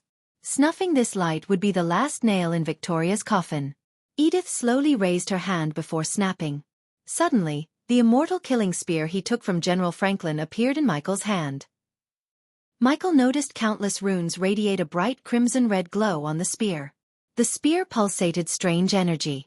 Soon, this energy surrounded Michael. A good plan indeed, Michael said to himself. He let the strange energy surround him completely. This energy felt familiar to Michael. It was the same energy radiation he felt from Hunter when he fought. Michael was surprised to see Edith mimic Hunter's energy signature, which the entire world believed to be the energy signature of the Dark Lord. Edith even managed to create a dark cloud around him to sell the idea that he was the Dark Lord to the Guardian Guild. Little did she know that Ghost was really the Dark Lord. Michael sensed the tension among the Guardian Guild soldiers. They all tightened their grips on their weapons. Michael felt the energy fluctuations around him go crazy. He could tell the Guardians were casting spells all around him. It would only be a matter of time before they go all out. He is the Dark Lord, said Edith. Her voice echoed through the city. She wanted to see Ghost panic and be frightened by her words. She knew he had sensed the strange energy around him. However, contrary to her expectation, he remained calm. What surprised her more was the smile on his face. The smile caused uneasiness in Edith's heart. She saw no signs of panic or shock in his eyes. Instead, he just remained with a smirk. It was as though he somehow knew her plan all along. You're going to pay for what you did here, Edith growled. Thank you, Edith. To her shock, Michael thanked her. She frowned. Judging by the look on his face, Victoria's heart sank.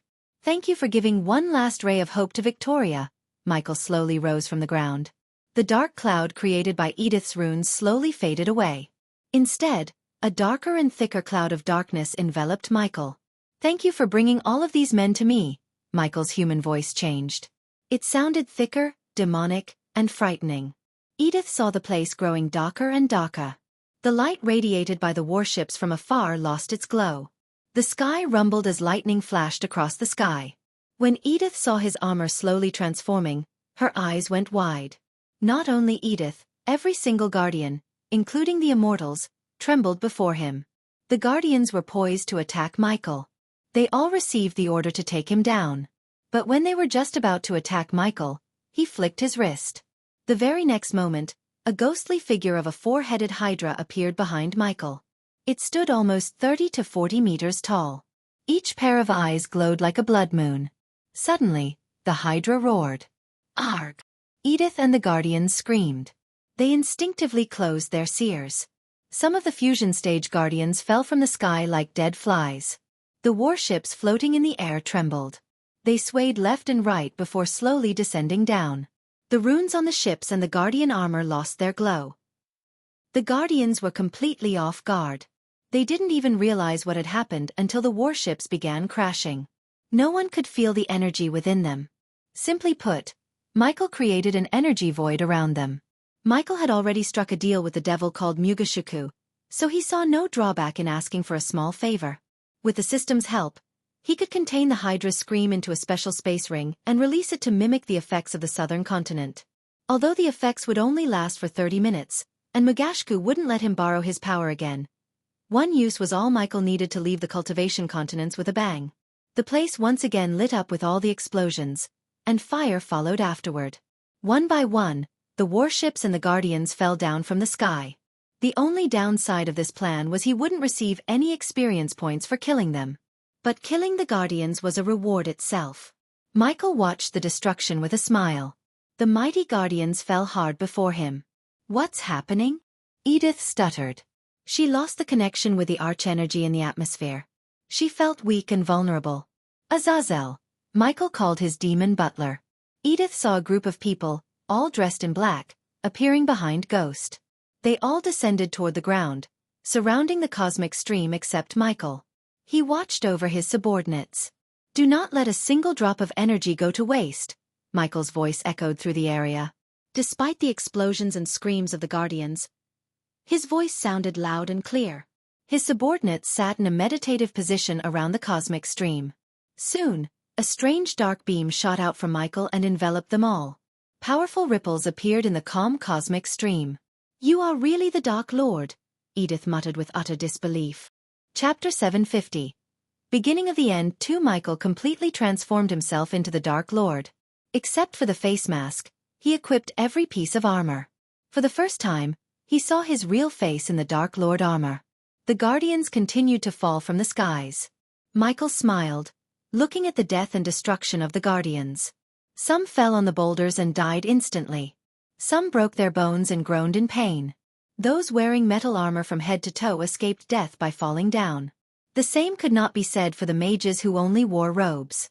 Tiberius stared at his surroundings with a bewildered look. He wondered where he was. This place had a strange aura to it. Besides, Tiberius had never seen such an impressive army collapsing within a few seconds. Thanks to the special device on his neck, he could feel a strong surge of energy in the atmosphere. He looked at the Dark Lord and the two girls on the ground. He could vaguely see the back of the Dark's head. Not every day could he see the Dark Lord without covering his face. Tiberius felt curious. Judging by the look of others, everyone shared the same feeling. Everyone, please close your eyes, said Azazel. The subordinates followed Azazel's order. They quickly closed their eyes, although they wanted to see the Dark Lord in action. Gaia was one of them. As much as she wanted to kill the Guardians with her own hands, she was ordered to cultivate with the others, absorbing the cosmic energy. Even if Michael allowed her to participate in the battle, she would be in mortal danger. Why? Because Michael used the system to reset all of his subordinates' cultivation levels. Simply put, they were all at the arch-sensing stage level 1. To absorb the cosmic energy, they had to reset their cultivation. Otherwise, the sea cosmic energy would collide with the arch and celestial energy in their body. If one absorbed the ComC energy without resetting their cultivation stage, they would explode into specks of energy. That was the reason Maxim Barnes and everyone who used cosmic energy went through the process of resetting their cultivation stage. Without the system, one would need powerful rituals to go back to the arch-sensing stage. Thanks to the system, Michael achieved the same goal with just 300,000 badass points. As Azazel ordered, the subordinates closed their eyes. The silver hand-sized round plate on their chests glimmered. Each plate had a single crimson-red rune engraved onto it by Eladir. This special rune enabled the subordinates to absorb the cosmic energy at a rapid rate. "Feel the energy around you," said Azazel. "Focus only on my voice." The subordinates heard Azazel as they tried to cut out all the screaming, explosions and thunder rumbling. "Now, slowly absorb the energy into your body. Feel the energy traveling into you and strengthening you," said Azazel. Since Azazel's cultivation directly depended on Michael, he didn't have to absorb the cosmic energy to level up. Instead, Azazel was ordered to guide the others in their cultivation process. Meanwhile, Michael picked up a red-haired man in silver armor from the ground. Although the man looked rather normal, he was a half-immortal. "What did you do?" the man growled. Michael floated toward Edith. "Let him go," said Edith. "This is your doing, Edith," Michael snickered. The very next moment, hot blood splashed on Victoria and Edith's face. The blood made Edith close her eyes instinctively. When she opened her eyes, she saw a headless body hit the ground. Michael crushed the half-immortal's head with his bare hand. Michael did not receive any experience points since he made them powerless using the Hydra shout. However, he did receive badass points. By killing the half-immortal, he received 20,000 badass points. Michael did not waste too much time, as time was of the essence. First, Michael targeted the strongest guardians. That way, even if the effects of the Hydra shout wore off, he could fight off the rest. Michael wanted Edith and Victoria to see all the death and destruction. He even sensed a couple of recording stones lying around. If he had to guess, he would say the guardians brought the stones with them to record his capture and use them to clear their names. Only his capture could bring the guardian out of the shitstorm Michael created by exposing their connection to the vampires. Although Michael could easily destroy these stones, Michael chose not to. He wanted the entire world to see what the Dark Lord was capable of. One could argue that using Hydra's shout and killing them wasn't exactly showing his true power. However, Michael always considered his brain as his biggest and most powerful weapon. His plan and intelligence made the Guardians lose their powers. He took the risk of negotiating with Mugashiku and containing its shout in a space ring. No one else could have brought one of the powerful battalions to its knees than Michael. This was his true power. Michel slowly raised his hands. He willed to cast the ultimate Ignitia. The sky rumbled as the clouds turned darker. Anyone could feel the tingling due to the high electric energy in the air. Soon, thunder rumbled as hundreds of lightning bolts struck down from the sky. The sky rained lightning bolts instead of water. The entire place lit up as each golden lightning bolt hit the ground, electrocuting a guardian. Despite the ominous crackling noise the bolts created, Edith was able to hear the screams. Not even a minute passed as the air smelled of blood and burnt skin. This was a massacre that Michael enjoyed. The guardians played a big role in messing up his birth and life. Finally, Michael started to pay them back with interest. Every life he took made Michael happier. Finally, after a few minutes, the rain of lightning bolts stopped. The air still became electrified as Edith's hair stood straight up. Edith's mind went blank by all the death and destruction. No one could say she wasn't to blame for all this. The Guardians would have been alive if she hadn't brought the Guardians here. Once again, Edith paid a steep price for not listening to her sister Layla. She doomed more lives than she saved. She led a herd of sheep into the den of wolves. Michael played her right from the start. At some point, Michael really did hope that this girl would listen to Layla and go with her to the Rainbow Islands. Instead, she chose to stick with her best friend, which Michael admired about Edith. Right or wrong, Edith stood by her friend's side. But admiring her didn't mean Michael would let her do whatever she wanted. Michael wasn't satisfied by the burnt bodies around him. He wanted to eradicate the Guardians completely. Even after using the ultimate Ignitia, many escaped the spell's wrath. But before he cast another spell, Michael's gaze turned toward Maxim Barnes. Victoria hugged her father tight. The look in his eyes terrified her. Michael dashed forward using a lightning dash, grabbed Maxim Barnes, and flew back to the sky. Everything happened before Victoria could realize her father was gone. "Father!" Victoria shouted. She tried to get to her feet only to receive a bolt of lightning through her gut. Victoria dropped to the ground, holding her stomach. Her clothes slowly got soaked as blood poured out of her gut. She gritted her teeth to fight the pain. Seeing the wound on Victoria's stomach, Edith panicked. She couldn't even access her space ring to give Victoria a healing potion. "Victoria!" Edith screamed. Michael held Maxim by his head. He put a slight pressure on Maxim's forehead with his thumbs. The skull slowly cracked. Maxim hissed in pain. Michael applied more pressure as blood seeped through Maxim's forehead skin. Maxim's legs frantically quivered. She lost her ability to cast a spell or fly toward her father. Hence, Victoria could only scream. Michael kept applying pressure little by little as the skull slowly cracked. The crunching sound of Maxim's skull sounded like music to Michael's ears. Edith was absolutely horrified at the scene. She couldn't stop her body from shivering to see the blood ooze down from Maxim's head. Michael took his time. He slowly ripped Maxim in half. Blood and guts fell down. Edith jerked her head aside as she started to throw up. It was a horrible sight. Victoria, on the other hand, outright fainted on the ground. While Edith was puking her guts out, Michael turned his focus back to the Guardians. He dashed toward the ground, firing lightning bolt after another at the Guardians. Each bolt ended a life. Michael zigzagged around the field, leaving nothing but a death trail. The recording stones captured nothing but his afterimages. Michael was simply too fast. In a sense, these Guardians were truly lucky. Compared to Maxim, their deaths were quick and merciful. Meanwhile, the subordinates inhaled the air mixed with the cosmic energy. The rune on their neck glowed brighter and brighter. Each of them felt rejuvenated by the cosmic energy. The Guardians were not in a state to stop Michael's subordinates from cultivating. Azazel noticed everyone's energy radiation getting stronger by the second, especially Gaia's.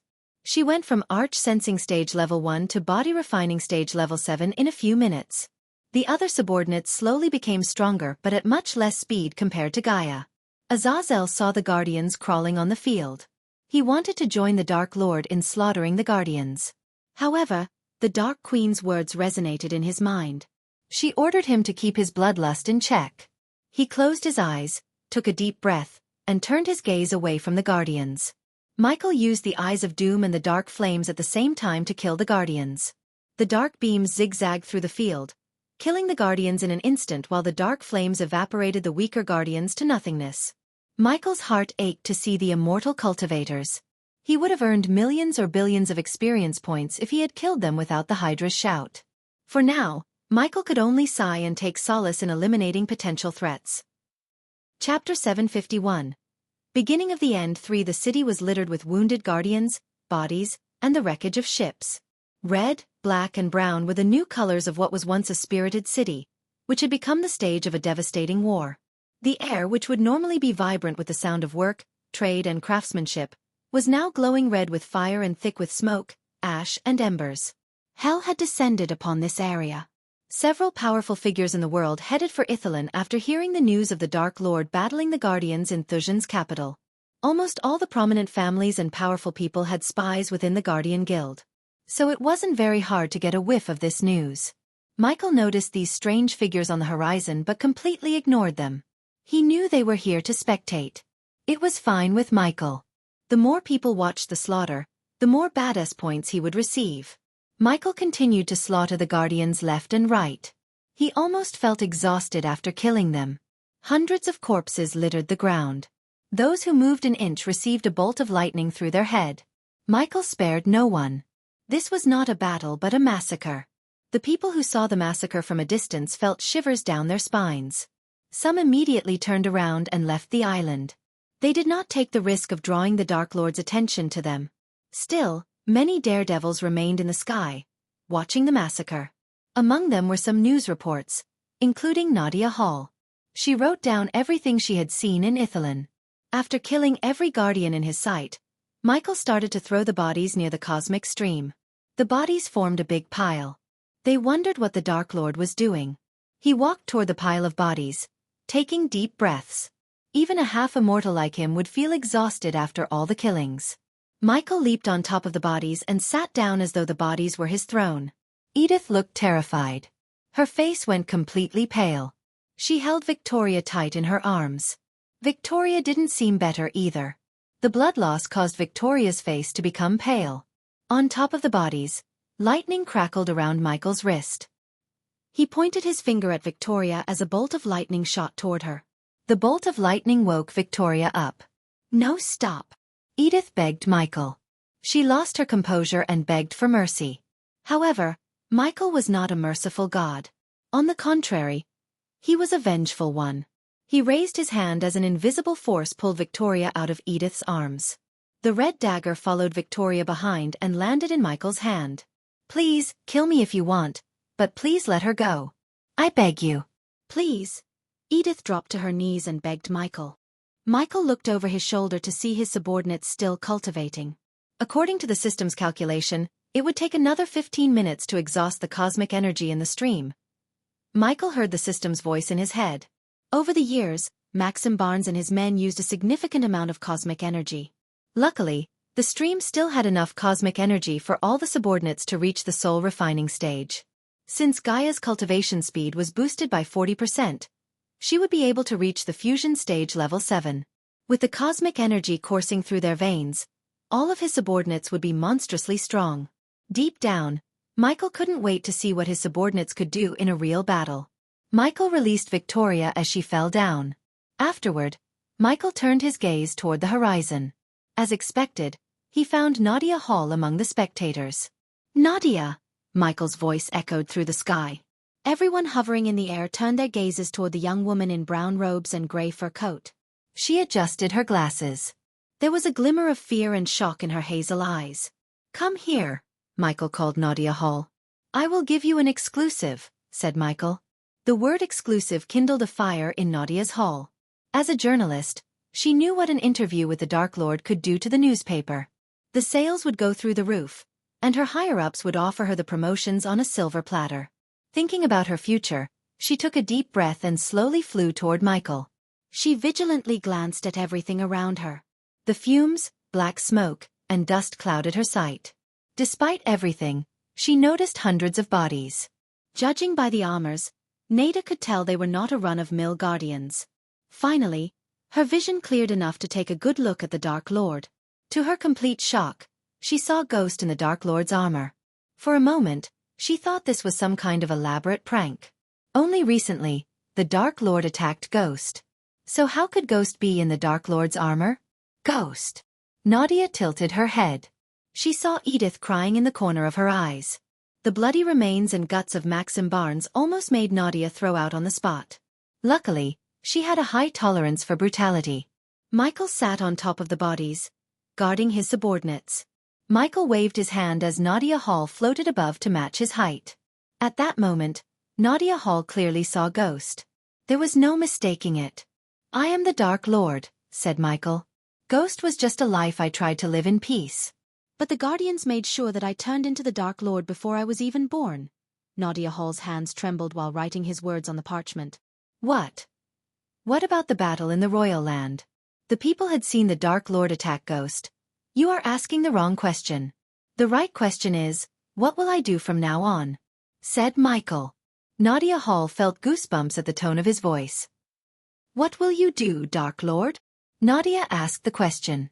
"Rebuild this world," said Michael. His words sent a chill down Nadia's spine. Everyone who heard his words shivered. The Guardians in the Sky Hall needed a villain to fight so they could hide their rotten selves from the world. But they have chosen the wrong god to mess with. For a few moments, Nadia didn't utter a word. She carefully chose her next few words. "Dark Lord, you said the Guardians made sure you turned into the Dark Lord before you were even born. What did you mean by that?" Nadia Hall had a hatred toward the Guardians deep down. Hence, she wanted to dig more dirt about the Guardians in the process. The Guardians slaughtered millions of people with the Sky Hall's aid to prevent a god from being born into this world. Their goal was to rule the world themselves. They didn't give a damn about the people they slaughtered in the process. Ultimately, they failed, and I am here to avenge all those innocent lives. Make no mistake. I am not a merciful god. I am a vengeful one. If you are a guardian or someone connected to the Sky Hall, you have a death sentence on your head. If I were you, I'd quit. Are you openly waging war against two of the most powerful organizations in the world, Dark Lord? Asked Nadia Hall. No. They waged war against a god. So I will show them what will happen when you piss off a god. Nadia noticed her surroundings grow darker and darker. The sky rumbled as lightning streaks flashed across the sky. Can you tell us why you attacked Thuxia first? Asked Nadia Hall. They deserved it, said Michael without going into details. Nadia looked over the Dark Lord's shoulder, and noticed the glistening pond as well as the dark-robed figures cultivating around it. But she had more pressing questions centered around the Dark Lord. What's your next plan, Dark Lord? What will you tell the people who are afraid of you turning their land into a battlefield? My war is against the Guardians, the Sky Hall, and anyone who crosses my path. As long as the people stay away from them, they be fine and have nothing to worry about. If you want to know more, you can ask the Supreme Guardian Andreas himself, said Michael. Nadia Hall creased her brows. Supreme Guardian Andreas lived and died 3,000 years ago. How could she ask someone who isn't alive? He is very much alive, said Michael as though he had read Nadia's mind. He is with Noah Winston in his spectral form. He is manipulating Noah Winston to make him his successor so he can stay in power forever. This man is not a hero, as you all believe. He witnessed millions of people getting slaughtered without raising a finger. Ask yourself a question: if I am the villain for trying to make the world a better place by getting rid of actual evil that walks the world, what does it make a man who aided powerful people to commit genocide so he could be in power forever? Michael gave the people of this world someone new to hate. He wanted Noah to be occupied with scandals and controversies, so he could become stronger and build his army in the southern continent without Noah getting in his way. Michi's words caused quite a commotion among the spectators.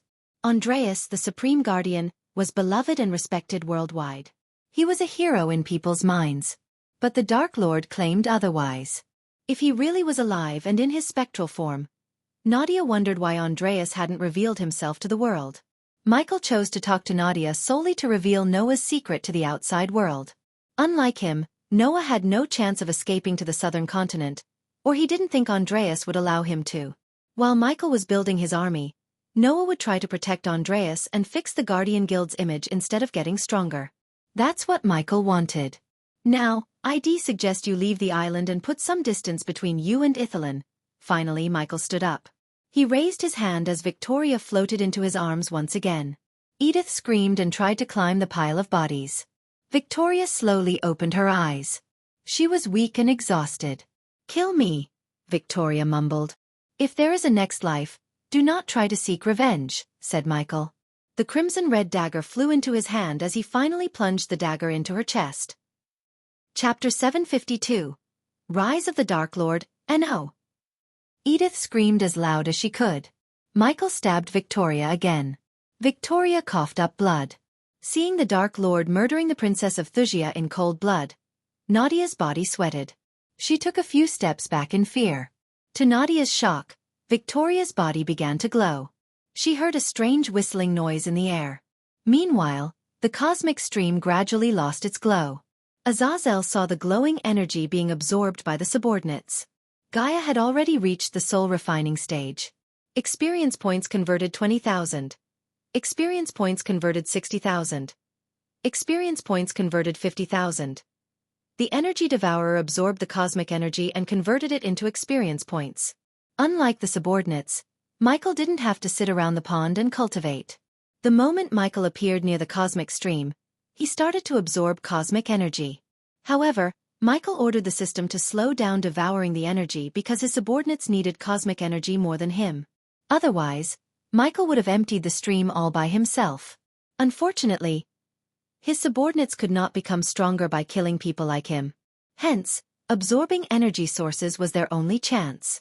After stabbing Victoria so many times, Michael threw her body down. She hit the ground with a thud. Edith dashed at Victoria. The light of life had already faded away from Victoria's eyes. Edith frantically shook Victoria by her shoulder. Tears flooded out of her eyes. Victoria! Edith screamed. Edith's eyes started to hurt due to the glow in Victoria's chest. Nadia did not linger around anymore. She flew away from the island because she felt something bad was about to happen. On the ground, Victoria's body vibrated. Edith cried. Her neatly combed hair became a mess, and her eyes had dark circles. Finally, Michael felt huge pressure was being left off him. He felt light. His soul and mind calmed down. After 2 years, Michael finally exacted revenge on Wuxia and everyone who wronged him. When Michael looked at the bodies in the field, it didn't satisfy Michael. On the contrary, it worried him. He knew this was just the beginning. The path before him would be cruel, hard, and treacherous. From now on, every single great clan and the Sky Hall would use everything they got to kill him. At least Michael got powerful and loyal subordinates to have his back. He patiently waited for Victoria to transform into a nuclear warhead and for his subordinates to finish cultivating. He was slightly surprised to see the cosmic stream losing its glow. Maxim had used the stream for years, yet Michael finished it within an hour. Thanks to the system in Eladir, the subordinates were able to absorb the cosmic energy at a high efficiency rate. Suddenly, the entire island started to quiver. This did not surprise Michael. The earthquake resulted from the cosmic energy in Victoria's body colliding with the arch and celestial energy in the atmosphere. This was similar to a chemical reaction. Azazel. Michael called Azazel for the status report. 3 minutes, my lord, said Azazel. What's happening? Edith mumbled. Victoria's body began to float toward the sky. No matter how hard Edith tried to keep her body down, she simply couldn't. Edith herself floated alongside Victoria for a moment before losing her grip on Victoria's hand. When Edith hit the ground, she could only scream for Victoria. Michael gave no shit about Edith. He promised Layla not to kill Edith with his own hands. But if she died in the explosion, that was not technically killing her by his hands. Michael seriously hoped she would die. He had a soft spot for Layla. Although at first Michael hated her for trying to kill him for what she did, later on, Layla realized her faults and warmed up to him. She even tried to kill the Dark Lord in Ar because she thought the Dark Lord attacked Ghost. He was aptly to blame for the disappearance of Layla's child. The last thing Michael wanted was to make Layla sadder by killing Edith. Layla would have enough to worry about after he leaves for the southern continent. He didn't know Noah had read the child's journal and learned the spirit child was his. Even if Michael knew this, he would not do anything because he knew Noah would not endanger a child.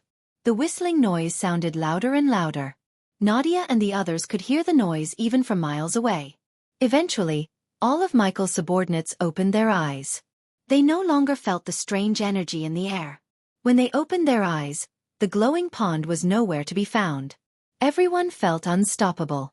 Tiberius clenched his fist as if he had never felt this strong before.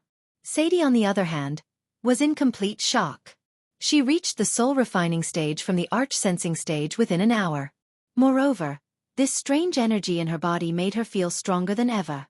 They were all at the soul refining stage level 7 except Gaia. She reached fusion stage level 8. With cosmic energy, her power exceeded her power before she reset her cultivation. Even a level 1 half immortal would have a difficult time defeating Gaia. Since Michael could provide her with an immortal killing weapon, she could become an absolute powerhouse. However, Michael had other plans to make her half immortal within the next few months. It was finally time for her to finish her metamorphosis. Vidora stayed hidden within Gaia's robes and did not show itself to the others. On the contrary, Nightmare had a proud grin on his face. He checked out his body, which gained a new glossiness to it. Hovering in the air, Michael waved his hand as a bright light enveloped all his subordinates. In a blink of an eye, they disappeared from the field. Only Michael remained on the island. This island will serve as a warning and an example of what will happen if someone goes against me. Michael's voice traveled across the continent. Everyone in the Azer continent heard his demonic voice at that moment. Many closed their ears because of how loud and thunderous his voice was. Eventually, Victoria's body glowed as bright as a mini sun. She lit up the entire island, and her glow could be seen from miles away. The light from her body blanketed the entire island in white except Michael. Michael was the dark spot in the area. Edith screamed as she closed her eyes. Boom! Michael snapped his finger before teleporting away from the island. The very next second, Victoria's body exploded with the force of a nuclear warhead. The bright light reached the point where it turned the sky white. But soon, the white turned orange. The island crumbled as violent waves moved chaotically in the ocean. Nadia and the others were startled and terrified to see the mushroom cloud reaching for the sky. They were thrown away by the shock wave for a mile. When they regained their balance, Ithalan disappeared from their sight. They vaguely saw crumbs of the island floating on the ocean for a moment before sinking down. The sound of the explosion resonated throughout the Azer continent. Even the nearby kingdom felt the explosion's wrath. Several cracks appeared on land deep enough for a man to disappear. Luckily for the nearby kingdoms, the explosion did not produce any radiation. Michael had no intention to harm others yet. Almost after 7 hours, The mushroom cloud and the smoke cleared up.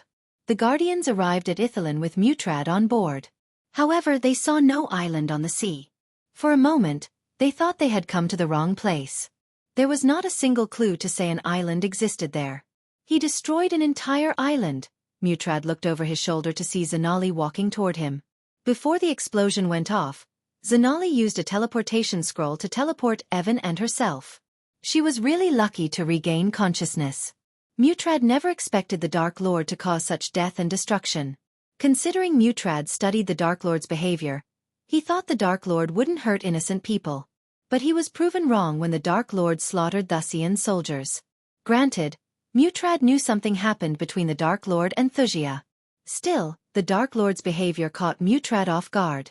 The only silver lining was he finally revealed himself. So all this time it was Ghost, Mutrad frowned. Even he was fooled by Ghost when he interviewed him at the alchemy competition. And Gaia Ashton, sighed Xianxia. P1E's Vizzy, T, N0VE1B in. Aneth to you and your kingdom will receive full protection of the Guardians and the Sea Folk. A whole lot of good it did to Wuxia, Xianxia snickered. Today, he showed the whole world how incompetent Guardians are.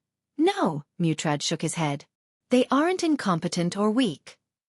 He's a sneaky bastard with full of surprises. Although Mutrad sounded calm and composed, he was afraid deep down. He heard the reports of how the Dark Lord slaughtered the Guardians, including immortals. He was nowhere near matching the Dark Lord in raw power. The only advantage Mutrad had over the Dark Lord was the 8 great clans. Ithalan's destruction was a good trump card when it came to negotiating to gather the 8 great clans against the Dark Lord. Of course, some of the clans might feel reluctant to go against the Dark Lord after his warning. Why are we here? Asked Xianxia. After the day she had, she just wanted to head home. I don't know. Just needed to see it with my own eyes, said Mutrad. So the war between the Dark Lord and us has finally begun. Mutrad looked in the direction of the southern continent. Something told him the Dark Lord had gone beyond the void line. Open your eyes. We are losing this war, Xianxia growled. She didn't think Mutrad should be the one who leads the fight against the Dark Lord. Instead, she wanted Noah. Unfortunately, she was still searching for Noah. Chapter 753. World has changed. 1 year had passed since the Dark Lord revealed himself who he truly was. Almost all the kingdoms in the world mourned the destruction of Wuxia. They announced holidays in the name of Victoria Barnes, who fought the Dark Lord valiantly to the end and lost her life. The world called that day a Black Day. Everyone in the world lit candles and light sources for the entire day to fight off the darkness. The Elon continent mainly went through several changes. The Sunrise sect, which the Dark Lord studied, became the target of the Guardian Guild. However, the new Supreme Guardian concluded that the sect had done nothing wrong. Despite the reputation of the sect that the Dark Lord used to study, the Sunrise sect became one of the most powerful sects in the entire world. Many still suspected the sect leader to have connections with the Dark Lord, but no one had any proof. The Guardian Guild had dismantled the majestic alchemy chain founded by the Dark Lord along with Hades, the restaurant. The guild stopped all the revenue streams of the Dark Lord and marked him as the enemy of humankind. Anyone who aids or worships the Dark Lord would be put in the darkest dungeons in the Guardian Guild. The new Supreme Guardian used a diplomatic approach to ally with almost all the great 8 clans. Under his new leadership, the Guardian Guild slowly started to regain its former glory. Despite everything, many groups still worshipped the Dark Lord and hoped he would take over the world one day. When the sun reached the middle of the sky, several ships reached Pentown.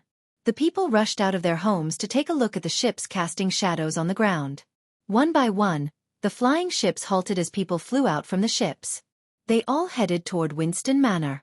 A few minutes later, the empty hall inside the Winston Manor became crowded with people wearing various armor and robes. Majority of them had the symbol of the Guardian Guild on their chests. Alpha Guardians, Alicia and Norvin entered the room as the people quickly bowed their heads. Yes, Alicia was promoted to the Alpha Guardians of Hunter Guardians, while Norvin became the Alpha Guardian of the Beast Guardians.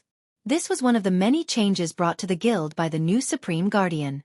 Unlike the previous Alpha Guardians, these two brought results. Hence, the stakeholders and financiers didn't raise a finger. Moreover, the new Supreme Guardian was working on creating new ways of revenue instead of depending on fat merchants. They were the main reason for the corruption in the guild. Over the past year, Norvin grew out of his tiny stature. Norvin walked beside Alicia wearing golden robes, transforming himself into his new humanoid form. His humanoid form was muscular, hairy, and had the puffy mouths of monkeys. Norvin had lost the childness on his face and looked mature. Alicia, on the other, looked as she always did, cold and distant. Everyone except the Hunter Guardians can stay outside. The Supreme Guardian will be with you shortly, said Alicia. The Guardians and the warriors from various factions left the hall, leaving a group of Guardians behind. Silence fell over the hall as they waited for the Supreme Guardian. A few moments later, Noah Winston, adorned in his new white knight armor, entered the hall. Noah radiated a much more powerful aura than he did a year ago. The noticeable thing about Noah was his hair. He cut his long raven black hair short and grew a stubble beard. Besides, he looked a bit tired and exhausted. The usual glossiness was missing on Noah's face due to the pressure and responsibilities of a Supreme Guardian. Leading one of the most powerful guilds took a mental and physical toll on him. Supreme Guardian, the group of Hunter Guardians knelt down to show their respect. Although Noah was weaker than them in terms of cultivation stages, his godly aura and leadership talents gained the Guardians' respect. Ultimately, Noah single-handedly pulled the Guardian Guild out of the hole the previous leader put the guild into. After the Dark Lord's interview with Nadia Hall, every organization put the Guardian Guild under the microscope. Many blamed the Guardian Guild for its incompetence and corruption. The revelation about Andreas being alive hit the world like a violent storm. It was always easier to put guilt on someone than prove them innocent. The Dark Lord's interview and the people's hatred toward the guild forced Noah to reveal the prophecy of the Dark Lord. That was the only way to calm the people down and focus on the real threat, the Dark Lord. But Noah himself hated the guild and Sky Hall for massacring innocent people 3,000 years ago. No matter what Andreas said, Noah refused to accept that killing many people was justifiable. This put a dent in the relationship between the teacher and the student. No one except Noah could rebuild the guild and simultaneously focus on stopping the Dark Lord. It was hard, especially when he and his mentor Andreas had different ideologies and plans to deal with the Dark Lord. Noah acknowledged the team with a nod. He flicked his wrist as a stone table appeared in the center. He went to the table as the team gathered around it. Alicia spread open the southern continent's map and the surrounding regions. An X mark was on the farthest west side of the continent, with nothing but an endless ocean. This ocean was unmapped territory for the rest of the world. Due to the constant lightning storms, tornadoes, and tsunami waves, no one ventured into this ocean. Since it was inside the void line, even the cultivators refused to venture into this part of the map. The previous nameless ocean was now called the Dark Ocean by the world because that was where the Dark Lord currently resided. The Dark Ocean was the only place next to the dark forest where the sun didn't shine. It's always dark there. What did you learn? Asked Alicia. The group around her was the best of the best among the Hunter Guardians. Alicia sent them to learn about the Dark Lord's operations in the southern continent. The Dark Lord is building something on his floating mountain. He's been pouring resources and men into the construction. Judging by what we saw, I'd say he's building a castle for himself. How is he keeping the mountain afloat inside the void line? Asked Norvin. No idea. A Hunter Guardian shook his head. What else? Asked Alicia. According to the spies I placed in the southern continent, no one has seen him since Ithalin. If I have to guess, he'd be in the mountain. What are our chances if we are to attack the mountain now? Asked Norvin. Not great at all. The Hunter Guardian slowly shook his head. The mountain has 3 layers of defense as far as we have learned. The first and obvious one is located inside the void line. Second, the lightning storm around the mountain. Besides, the tsunami waves and tornadoes will make reaching the mountain impossible. Third, the dark figures flying around the mountain. They constantly guard the mountain. We cannot gauge their strengths, but if we have learned anything about the Dark Lord, he doesn't have weaklings under him. Alicia and Noah listened to the Guardian in silence. Where does he get the materials to build his castle from? Can we place a Guardian as a builder? Asked Norvin. The Guardian sighed as he flicked his wrist. Soon, a skull appeared on the table. Already tried that, and this is what's left of the 5 men I sent to spy on the Dark Lord. So he knows about you? Asked Norvin. If I was him, I'd know the Guardians will always try to hunt me down. It doesn't matter whether he knows about the spies or not, Alicia said. We need to know more about him to get ahead of him. He puts us in a corner because he always knows more than he should. Alicia banged the stone table and turned her cold gaze toward Noah. We should have killed him when we had the chance. Calm down, Alicia. We didn't know Ghost was the Dark Lord. Also, we don't kill people. There'd be no difference between him and us if we go down that path. If you think we can deal with the Dark Lord without killing people, you are not right in the head. He slaughtered our men and sunk an entire island to the bottom of the ocean. The families didn't even get to put a body into the ground. This will end in only one way, the death of the Dark Lord, Alicia coldly said to Norvin. They all turned their gazes toward Noah, who remained silent. Noah, Alicia said. You have something to say. P1E's visit N0V1B in. N.E.T. Noah sighed. There is no use trying to reach his mountain. Putting a spy into the mountain is like sending them to their death. The Dark Lord will find out, said Noah. So what should we do? Asked Norvin. The best thing we can do now is target his underlings. We need to know more about his order. Turn your focus on his order. I am sure if you find a small rat, it'd lead you to its hole, Noah ordered the Guardian. You can take whatever you need from the armory. I am working on an efficient way to communicate with you through the void line. If it's successful, we can talk in real time. After dismissing the Guardians, Noah waved his hand as a throne appeared behind him. He collapsed down, sighing. He felt tired and exhausted. It had been weeks since he got a good night's sleep. Alicia came to him and helped him remove the armor pieces. You should take some rest, Noah. What if we go somewhere for a day or two? Asked Alicia. That does sound good, but I can't. I have too many things to deal with. You do know that the Supreme Guardian is allowed to take time off? You cannot be a no-show at Catherine's baby shower. Even Rowena is coming. Your entire family will be there. At least we can go there as a family. I am sorry, Alicia, said Noah. Alicia was surprised. Why? I am sorry I postponed our marriage. Noah's tone became soft. He took Alicia's arms and squeezed them gently. You don't have to be sorry, Noah. I know the pressure on you. We will get through this, I promise. Chapter 754. Scheming against the Dark Lord in Royal Land, the evening sun cast long shadows on the kingdom. The slanting rays of the setting sun gave a warm orange tinge to the sky.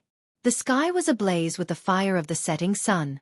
Bright city lights dazzled under the evening sky, adding an extra layer of charm to the capital. The pale crescent moon slowly rose in the sky like a silvery claw. The stars blanketed the sky, stretching to infinity. The occasional barking of faraway dogs and howling wolves broke the silence of the night. It was just another day for everyone in the Royal Land capital except for Lord Edmund Wright. He was excited to wipe out the Bradley family from the face of the world. After the Guardian Guild shut down the majestic alchemy chain and interrogated Lord Malin about his relationship with Ghost, many of the nobles used this as an excuse to cut ties with the Bradley family. Hence, the Bradley family lost most of their security contracts, which made the family slowly decline. Lord Edmund Wright led this surgical attack on the Bradley family from the front. He poached almost all the Bradley family's contracts. If that wasn't enough, Edmund wanted to take over the Bradley family compound and kill them all. Inside the Edmund family compound, Edmund Wright sat behind a long oak table. He stared at the mirror in front of him. A face with long red hair, hazel eyes, and an oval face stared back at him. He rubbed his hands together excitedly. He opened up a scroll before him with all the attack plans written on it. Roger, Edmund called his personal guard, a soul-refining stage warrior. A golden-haired knight armed to the teeth entered the room and knelt down. My lord, are our men ready? Asked Edmund. They are waiting for your orders, my lord, said Roger. Lord Edmund grinned from ear to ear. He felt invincible. The Wright family had always been the bottom feeders in Royal Land. Thanks to the Dark Lord and the Guardian Guild, he was able to use the Bradley family's hurdle to increase the Wright family's power. He received instructions and financial aid to take out the Bradley family from a secret group of wealthy merchants. Under Noah's leadership, the Guardian Guild stopped all the backdoor dealings and off-the-books operations. He also removed corrupted merchants who used to be the biggest donors of the guild. These merchants formed a cult-like group to fight the Dark Lord in their own twisted way. Lord Edmund was just their pawn. Although he knew he was a pawn, he didn't mind being a pawn as far as his family could benefit. Since Lord Edmund planned everything in complete secrecy, the Bradley family had no idea about the upcoming attack. At least, That's what Lord Edmund thought. Let's begin then. Lord Edmund rose from his chair with a burst of laughter. Bring the men here. I want to say some motivational words to them, said Lord Edmund. He always dreamt of leading an army in a war. Unfortunately, he hadn't gotten a chance to do so. He thought of himself as a great general. He spent day and night preparing a speech for his men. So he wanted to deliver his prepared speech before they departed. As you wish, my lord. Roger bowed once again and left the room to bring the men here. Roger recruited adventurers as well as powerful mercenaries to aid them in the attack against the Bradley family, in addition to their own men. Lord Edmund took a few steps. He watched the city outside through his window. Looking at the sky darkening, he thought of the Dark Lord for some reason. Ever since the Dark Lord destroyed Ithalan, the darkness symbolized the Dark Lord. Although the people and the nobles went with their lives as usual, they all feared the Dark Lord deep down. Only a few, like Lord Edmund, dared to work against the people who helped Ghost in the dark. Tomorrow, mumbled Lord Edmund. His ambition of being the leader of the most powerful family in the royal land was so close. He could taste his victory in the air. Because the Bradley family helped Ghost before his big reveal, no one would investigate their disappearance too much. Even if they did, it was the problem of the people who instructed and financially aided Edmund. Lord Edmund entered into a short dream where he sat atop all the nobles in the royal land. He was even getting a warm welcome into the castle from Queen Amar and King Kramer. His dream was abruptly interrupted by the flickering chandelier. Edmund creased his brows with annoyance. He turned around as the chandelier kept flickering. My lord! Roger knocked on the door from outside. Come in. Edmund adjusted his robes to give his speech. The chandelier stopped flickering for a moment as Roger entered the room with men wearing dark robes to cover their bodies completely. Suddenly, the chandelier went out and came back again. In that split second, Lord Edmund could swear he saw a girl in the corner. He shook his head to clear his mind. He looked around the room. Is everything all right, my lord? Asked Roger. Before you go, tell someone to fix this damn light, Edmund growled. Lord Edmund took a deep breath. He was about to start his speech when the chandelier went off again. Everything became dark. Fucking fuck, Lord Edmund growled. He thought the light would return, but it didn't. Roger and his men had a bad feeling about the sudden darkness. Roger quickly flicked his wrist, conjuring a fireball in his hand.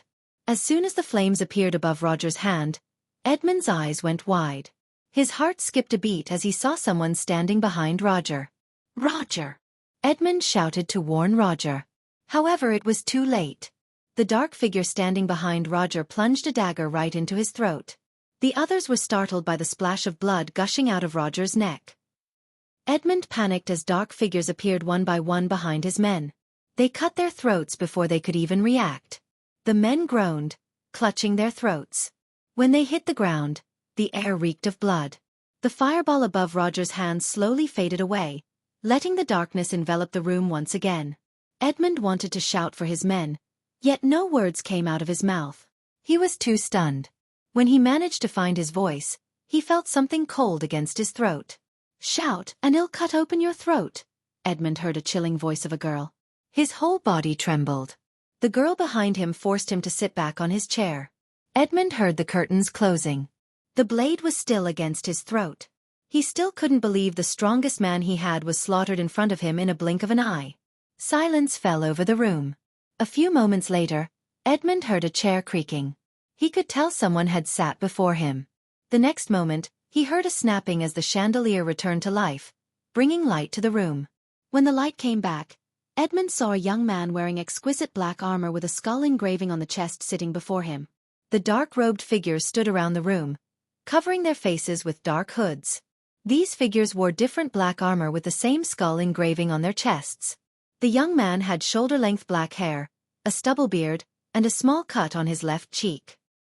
He signaled the girl behind Edmund to move the dagger away from his throat. "Who are you?" Edmund stuttered. He knew who these people might be judging by their armor, yet Edmund's mind refused to believe it. He desperately wanted them to be someone else. "Congratulations, Edmund. You successfully drew the Dark Lord's attention," said the young man. Edmund's heart almost jumped out of his chest when he heard the name of the Dark Lord. No. Edmund's eyes watered. He mumbled repeatedly. Please forgive me. Edmund banged his head against the table to apologize. The entire world knew the result of going against the Dark Lord.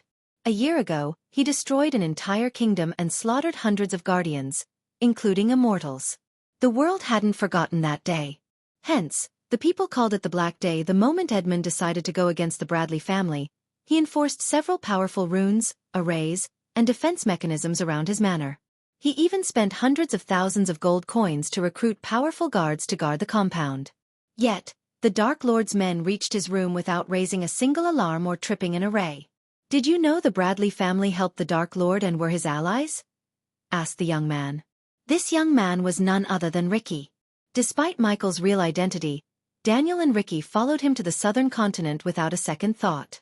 They did not give a damn about what the world said about the Dark Lord. Instead, they remained loyal as ever to Michael. Ricky and Daniel moved their families to Giselle without anyone knowing with Gaia's help. Ever since then, they've been helping the Dark Lord as they always did. Unfortunately, Ricky's choice to follow Michael costs him his love. The current Ricky was more ruthless, powerful, and loyal to the Dark Lord than the Ricky, who served as the gate guard in the river town. His loyalty earned Ricky a spot in the Dark Lord's close circle. Soon, Ricky would be officially initiated into the order along with Daniel. Hearing Ricky's question, Edmund remained silent. He shivered, trying to find words. So what made you go against the Dark Lord's allies? Did you wake up one day and say to yourself, "Damn, I really hate this life, so I should end my pathetic life?" Asked Ricky. Please don't kill me. They forced me to do this. P1E's visit N0V1B in. Anywho? The Silver Order? Asked Ricky. According to Arya and Sadie, a group of people who call themselves the Silver Order have been working against the Dark Lord in the Elon continent. It was Arya who tipped Ricky about Edmund's connection with the Order as soon as Edmund started to steal the Bradley family's clients. Poor Edmund did not know that the Bradley family's head Lord Malin had sworn his allegiance to the Dark Lord and joined the Order of Death. To the outside world, the Bradley family was slowly declining, but in reality, Lord Malin had been helping the Dark Lord in secret using his family's resources. Yes. Edmund did not know they were called the Silver Order, yet he bobbed his head up and down to save his own life. Now, how should we deal with you? Ricky slowly unsheathed a black dagger. Chapter 755. Result of scheming against the Dark Lord. Ricky slid the dagger toward Edmund. You have two choices. You can take the dagger and kill yourself. If you do that, we will leave your family alone. Your brother will take over the family. He is not as stupid as you. Your family will continue to live and even prosper under his leadership. Your family will mourn your death every year, and you'll go as the greatest leader of the right family, said Ricky. Edmund shivered. Yet no words came out of his mouth. Each black-robed figure had a murderous glimmer in their eyes under the cloak. Or you can take the dagger and try to fight for your life. In that case, we will kill you and slaughter the strongest in your family. Your family and women will be vulnerable. Your allies will turn into rivals. They will come to pick the flesh off the bones. Your women will be ravished and sold to the slave traders. Your kids will be orphans and forced to beg for a scrap of food. You will go down in history as the last leader of the right family, Ricky slowly said. You have 5 seconds to make your choice. Ricky leaned back on his chair. Edmund stared back and forth between the dagger and Ricky. 1, 2. Ricky began counting. Edmund slowly picked up the dagger. He had to make a choice for the sake of his family. At that moment, Edmund regretted everything. If he could travel back in time, he would slap the hell out of the person who roped him into going against the Bradley family. There was no fighting against the young man and the dark-robed figures around him. He was at the core formation stage, while each black-robed figure was at the soul refining stage. Any one of them could kill him without breaking a sweat. This group could indeed slaughter all the strongest men in his family. Judging by the young man's look, Edmund could tell he wasn't kidding. 3, 4. Edmund placed the dagger against his throat. Tears rolled out of his eyes. He didn't beg for mercy as he wanted to die with the dignity of a leader. Before Ricky could count to 5, Edmund slashed his own throat. Blood splashed across the table. Edmund's body quivered violently for a few moments before finally coming to a halt. Edmund fell on his table with blood oozing out of his throat. Ricky took a dark cloth from his pockets, wiping off the drops of blood from his face. Good choice, said Ricky. He then looked over his shoulder at one of the black robe's figures. Bring him in, said Ricky.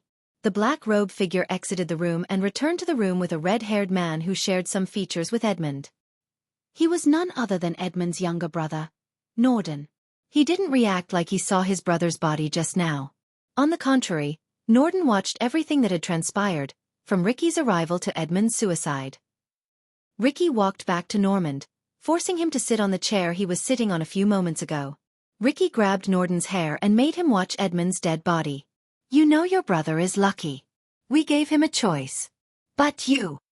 Ricky patted Norden's head a couple of times. You are not so much. If you fuck this up, we won't give you a choice but make everything that your brother didn't want happen. Norden's face lost its color. He shivered. And also, you serve the Dark Lord from now on. You want to serve the Dark Lord, right? Asked Ricky. He slowly ran his finger across Norden's neck, pretending to cut his throat open. In utter fear, Norden bobbed his head up and down. His life was more important compared to the Guardian Guild's rule. Yes, I will serve the Dark Lord with every fiber in my body, Norden said. Good answer. Ricky patted Norden on the shoulder. I expect this amount of gold every month. Ricky took out a scroll and handed it over to Norden. One of my men will come and pick it up. Ricky made his way toward the door, leaving Norden behind. And Norden, before opening the door, Ricky looked over his shoulder at Norden. We'll be watching you. So no funny business with the Guardian Guild, Ricky said and left the room. After leaving the Wright family compound, Ricky flew straight to Aragoth. He dismissed Arius assassins as he wanted to be alone. Aragoth was located amidst the captivating mountain chain. Lush forests, misty cliffs, and majestic waterfalls were just a glimmer of beauty that Aragoth had to offer. Under the sparkling blue moon in the dark sky, Aragoth Academy buzzed with life. Ricky landed on a tall mountain cliff from where he could watch a 3-story building. The building's top floor was roofless. When Ricky landed on the mountain cliff, several runes glowed for a few moments before dating away on the ground. Elidar's runes deactivated the defense runes, so no one would be alerted of Ricky's presence. After Michael announced himself as the Dark Lord, almost every sect, academy, noble family, and organization enhanced their defenses with the help of the Guardian Guild. It forced Eladir to form his own group of runemasters to actively work on deactivating these runes. Even though Eladir was a 6-star runemaster, it was difficult for him to face dozens of 6-star runemasters of the Great 8 clans. Under the moonlight, Ricky saw Olivia meditating on the 3rd floor. His heart ached to see his love of life alone. He was so close to marrying her when he had to choose between Olivia and the Dark Lord. As much as he loved Olivia, he knew that he was nothing without Ghost. Ricky's loyalty outweighed his love for Olivia. Ricky sat on the mountain cliff, looking at Olivia from a safe distance. Olivia opened her eyes as though she had sensed someone watching her. She looked left and right, but Ricky was far away from her eyes could see. Plus, Ricky blended perfectly with the darkness thanks to his dark armor. Come with me, Olivia. To where? Ricky, please listen to me. If you go with him, they will hunt you down for the rest of your life. He will take care of us, Olivia, just as he always does. He deceived us, Ricky. Don't you see that? Stay with me, Ricky. We are supposed to stay together. We will. Just come with me to the southern continent. The portal is about to open. Please. Loyalty or love? You can't have both, Ricky. Don't make me choose, Olivia. The memories of Ricky's last conversation with Olivia flashed across his mind. He remembered everything vividly. Even if Ricky was sent back in time, he would make the same choice. Some days, he got mad at Olivia for making him choose between her and the Dark Lord. She was Ghost's disciple for a year. Ricky wondered what made Olivia believe what the Guardians were saying about the Dark Lord. If it wasn't for Ghost, she wouldn't have reached the 5-star alchemist level. Her fame, talents, skills, and everything came from Ghost. Yet Olivia threw everything away without a second thought. Despite everything, Ricky still loved Olivia. Seeing her, his anger toward her faded away.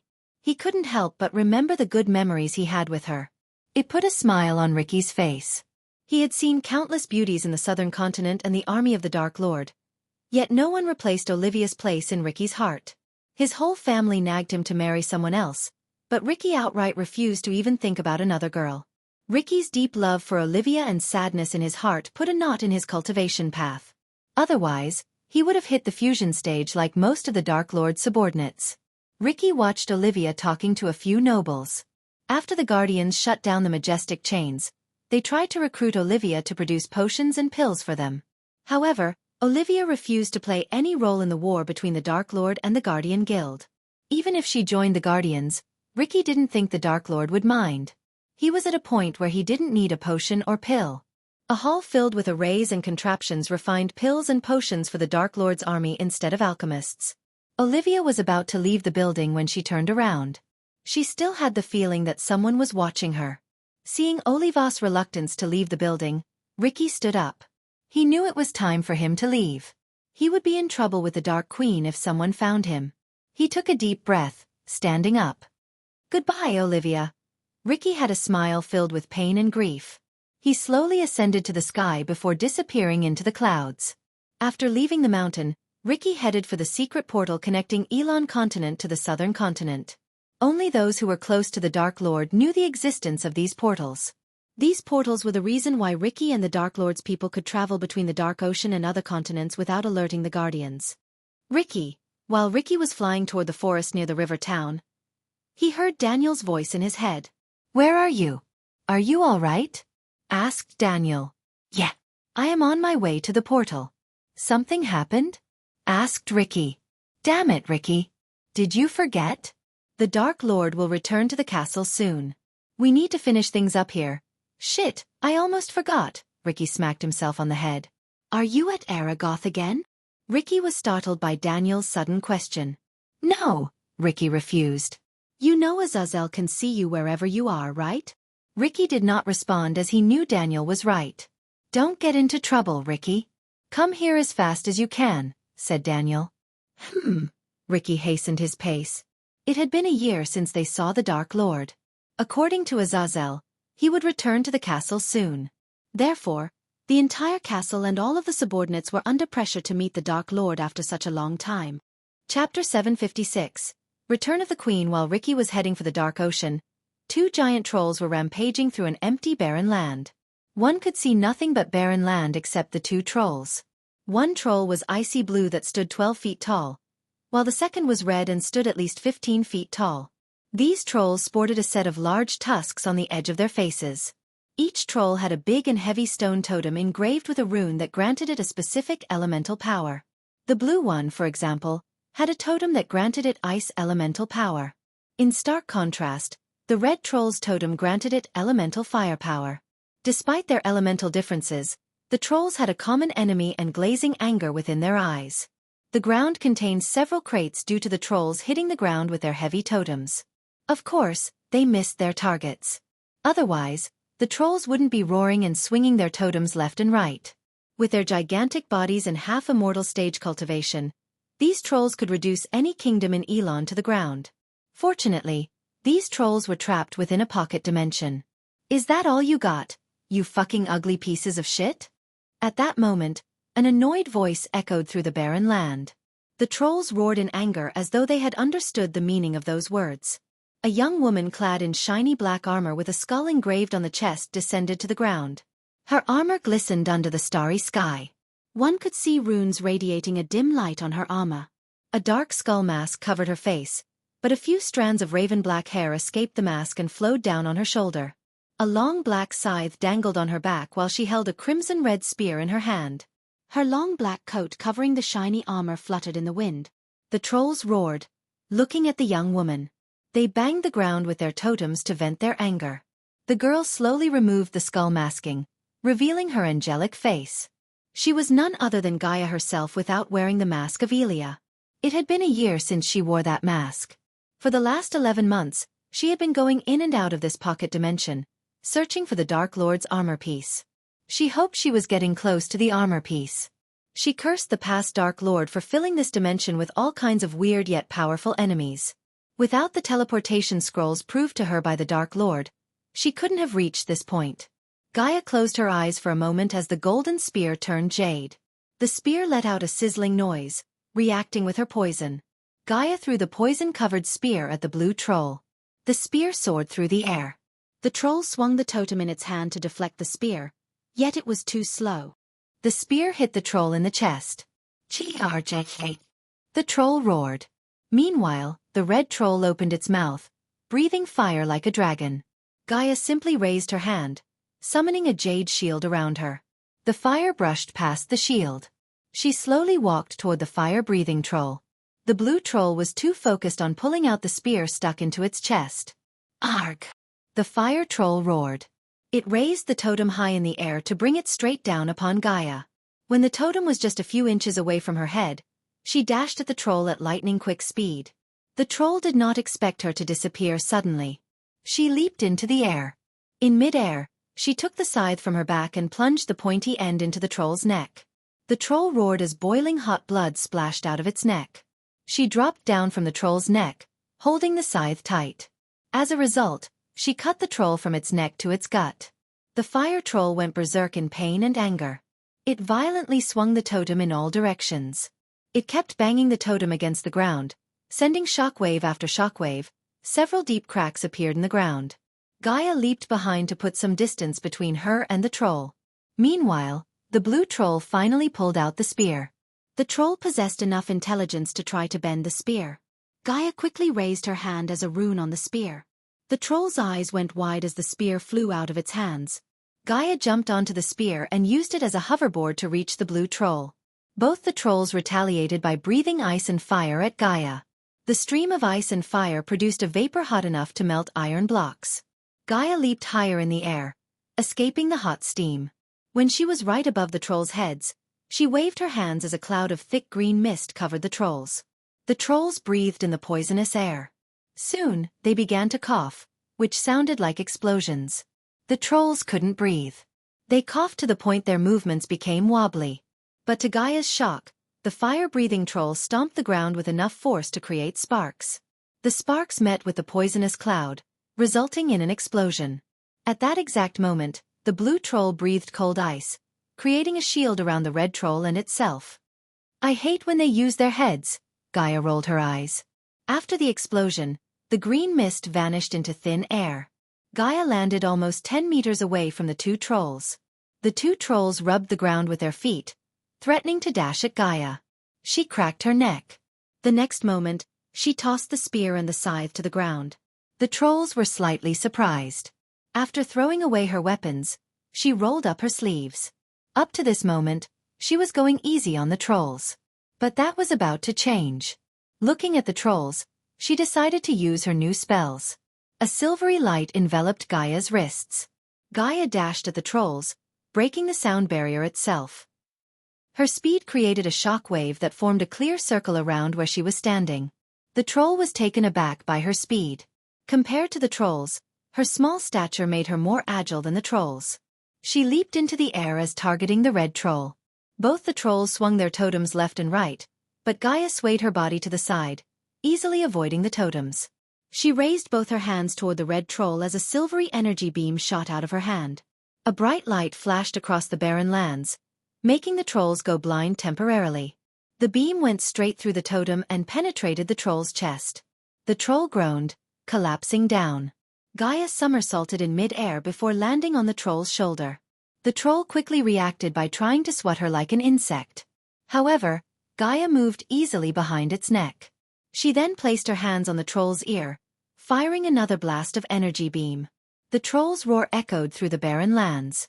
Anyone could tell how much pain the troll was in by its roar. Gaia did not show any mercy. She fired another energy beam, but this time, she aimed at the blue troll through the hole in the red troll's head. The beam hit the blue troll before it could hit Gaia with the totem. Instead, the energy beam hit the blue troll's totem. As a result, it lost the totem as well as its balance. Gaia quickly reached out for the scythe as it flew straight back into her hands. She swung the scythe with enough force to cleave the troll's head right off its shoulder. Hot blood splashed across the ground and on her face. The troll's body twitched uncontrollably. Seeing the troll's death, the other roared with fury. Its eyes lit up with icy blue energy. Its power shot through the roof. Within a few seconds, the troll went from half-immortal stage level 2 to level 5, which meant the troll had become 3 levels stronger than Gaia. The troll's sudden power-up did not surprise Gaia. She was prepared to face it. She was about to fight the blue troll when an ethereal cobra made of crimson-red energy descended from the sky. The troll was completely off guard. The snake was several times bigger and more powerful than the troll. To Gaia's shock, the snake coiled around the troll, making the troll roar in agony. The snake slowly squeezed the troll as it started to puke blood. Blood and guts gushed out of its body. Little by little, the troll lost its life to a gruesome death. Finally, the light of life faded away from its eyes. When the snake faded away from existence, the troll turned into a bloody mashed pulp. The air reeked of its blood and guts. Gaia rolled her eyes. She swung the scythe to remove the blood on its blade. "I had that under control," Gaia raised her voice. For a few moments, she heard nothing. Silence fell over them until a gentle yet dominant voice answered Gaia. "You were taking too much time," said the voice. Gaia slowly turned around to see a woman resembling Gaia, and wearing the same armor as her descending from the sky. "No, I wasn't, Mother," Gaia said with an annoyed smile. Still, Gaia didn't forget to greet Adelia with a big bear hug. Just like Ashton Kane said, Adelia revealed herself right after Michael revealed himself to the outside world. Gaia met Adelia when Michael moved the floating mountain to the southern continent. Since Michael had a cure for vampirism, he cured her without breaking a sweat with the system's help. However, no matter how many times Gaia asked, Adelia never told Gaia about her real father. To everyone's surprise, Adelia was already a half-immortal on the verge of entering the immortal stage when they met her. Ever since she joined the Dark Lord's army, Adelia had been helping the Dark Lord find the god-killing arrows. A year later, Adelia found one with the help of the Dark Lord himself. Chapter 757. City of Mvarian. Gondolin's capital Mvarian was the richest city in the entire world. This was where the Empress of Nithroel Grimfield resided. The city brought shame to the starry sky with its lit-up streets, houses with golden chandeliers, and various lights. From a distance, the city looked like a gem mine filled with various colors of glistening stones. The city reeked of richness. Skyscrapers littered the skyline. The golden wheat field blanketed the land outside the city walls like a golden blanket. Farmer villagers were built within the wheat fields, and these villages made some cities in Elon look like villages. Streets connecting each village and avenues inside the city walls were paved with glistening white stones, giving the pavement a look of a diamond. The city was extremely clean. One would fail to see a single piece of trash on the street. Even the alleyways between two buildings had glowing streetlights to prevent unwanted crimes. Anyone who hadn't visited Mvarian would immediately feel like they stepped onto a fairyland because of its surroundings. The north, west, east, and south had a snowy mountain, a lake surrounded by lush forest, waterfalls, and flower fields, respectively. Elves had the majority in Mvarian, but that didn't mean the city had fewer other races of people. On the contrary, the entire Gondolin thrived because of its multi-ethnicity culture. Especially in Mvarian, where one could see almost every race walking down the streets peacefully. Even the dark elves and the elves lived in harmony in Gondolin, thanks to the Empress' firm yet fair rule. The city was littered with architectural marvels. There was a grand structural marvel every 2 avenues. For instance, the Empress built a lotus-shaped building that stood 200 meters tall just for the farmers to sell their produce without needing a middleman. This building would open 2 times a month for the farmers. The Empress charged no tax whatsoever for the farmers who sold their produce in the farmers' market. Another example of an architectural marvel was a building built in the shape of a long sword. This building was one of the tallest buildings in the entire world. The building was 300 meters tall from the hilt to the pointy end. But all these buildings were nowhere close to the majestic castle at the city's edge. The castle was built overlooking the entire city atop a man-made hill. Countless broad, round towers dwarfed everything below them. Walls made of slightly glistening white stones, and these walls connected every tower. These walls contained neatly scattered windows and holes for archers and artillery. Even the tallest buildings in the city looked tiny in front of the castle. Granted, there were a few grand big castles in Ar, but this castle would still be bigger and grander than all of them combined. The castle contains several portals to travel from one place to another in the castle because it was too damn big. Without a magically enhanced map and a special rune, a newcomer to the castle would surely lose their way. On top of its majestic architecture, no one had besieged the castle since it was built almost 5,000 years ago. More accurately, no one had tried and lived to tell tales. Every day people would just line up to meet the Empress. Despite her busy schedule, the Empress allocated 3 hours to meet her subjects to hear their hardships if they had any. She was the most beloved empress of all time. People just adored and worshipped her as a goddess. Unfortunately, the people had to wait for a few days as the empress left the kingdom to meet with the supreme guardian in a secret location. Because of her visit, she missed the annual alchemy competition that's happening in the capital. The last alchemy competition ended up with no winner. Instead, they were attacked by the vampires. It was a black day in the alchemy world. Almost half the alchemists were wiped out by the vampires that day. Only a few survived, thanks to Noah Winston, the current Supreme Guardian. After Ghost revealed himself as the Dark Lord, many theorized that he orchestrated the attack on the alchemist competition from the beginning. The world turned everything Ghost did into an evil, messed-up story. The worst thing was that the world believed everything because the Guardian Guild before Noah took over ensured the people believed everything. However, Noah put a full stop to false stories. The alchemy competition was held in a building made of jade glass. The building resembled a lotus. Each petal had shops, homes for the rich, and halls. Since the alchemy competition attracted thousands of people, the committee decided to hold the event in the center where even 100,000 people could comfortably sit and enjoy the event. Today was the second day of the competition. The rules and format of the competition did not change, but the judges did. Last time, they invited Ghost, Adovan, Gabriel, and Hendrix Gardner as the judges. Obviously, they couldn't invite Ghost this time. So in his stead, they invited the current youngest 5-star alchemist in Elon Continent, Olivia Palmer. Hendrix Gardner and Asian accompanied Olivia Palmer on the stage. Hundreds of fledgling alchemists occupied the stage below them. Since they weren't as experienced as the alchemist who died last year, the competition committee decided to give relatively easier formulas. The front-runners of the competition were Leylon Icarus, Gabriel's disciple, Jennifer Voldegard, and Elmer Jenrick, an elf from the prestigious Jenrick family in Gondolin. After a year of rigorous practice, Leylon and Jennifer had almost reached the 4-star level. Everyone in the arena was focused on Jennifer and Leylon. Although Elmer performed well enough to reach 3rd place, his technique and purity level did not earn him people's confidence. The elves cheered for Elmer since he was their kind, but they did not have any hopes for him to win the competition. "This time, I'll honor my teacher by winning this competition," said Leylon, standing on the field next to Jennifer. "Last time, the competition was rigged. I was robbed of my 1st place," Leylon complained. The hall had an array to prevent the cheers and outside noise from the spectators from reaching the competitors. However, if the crowd was silent, they could hear any sound from the field. Unfortunately, they were still buzzing as they failed to hear Leylon's words.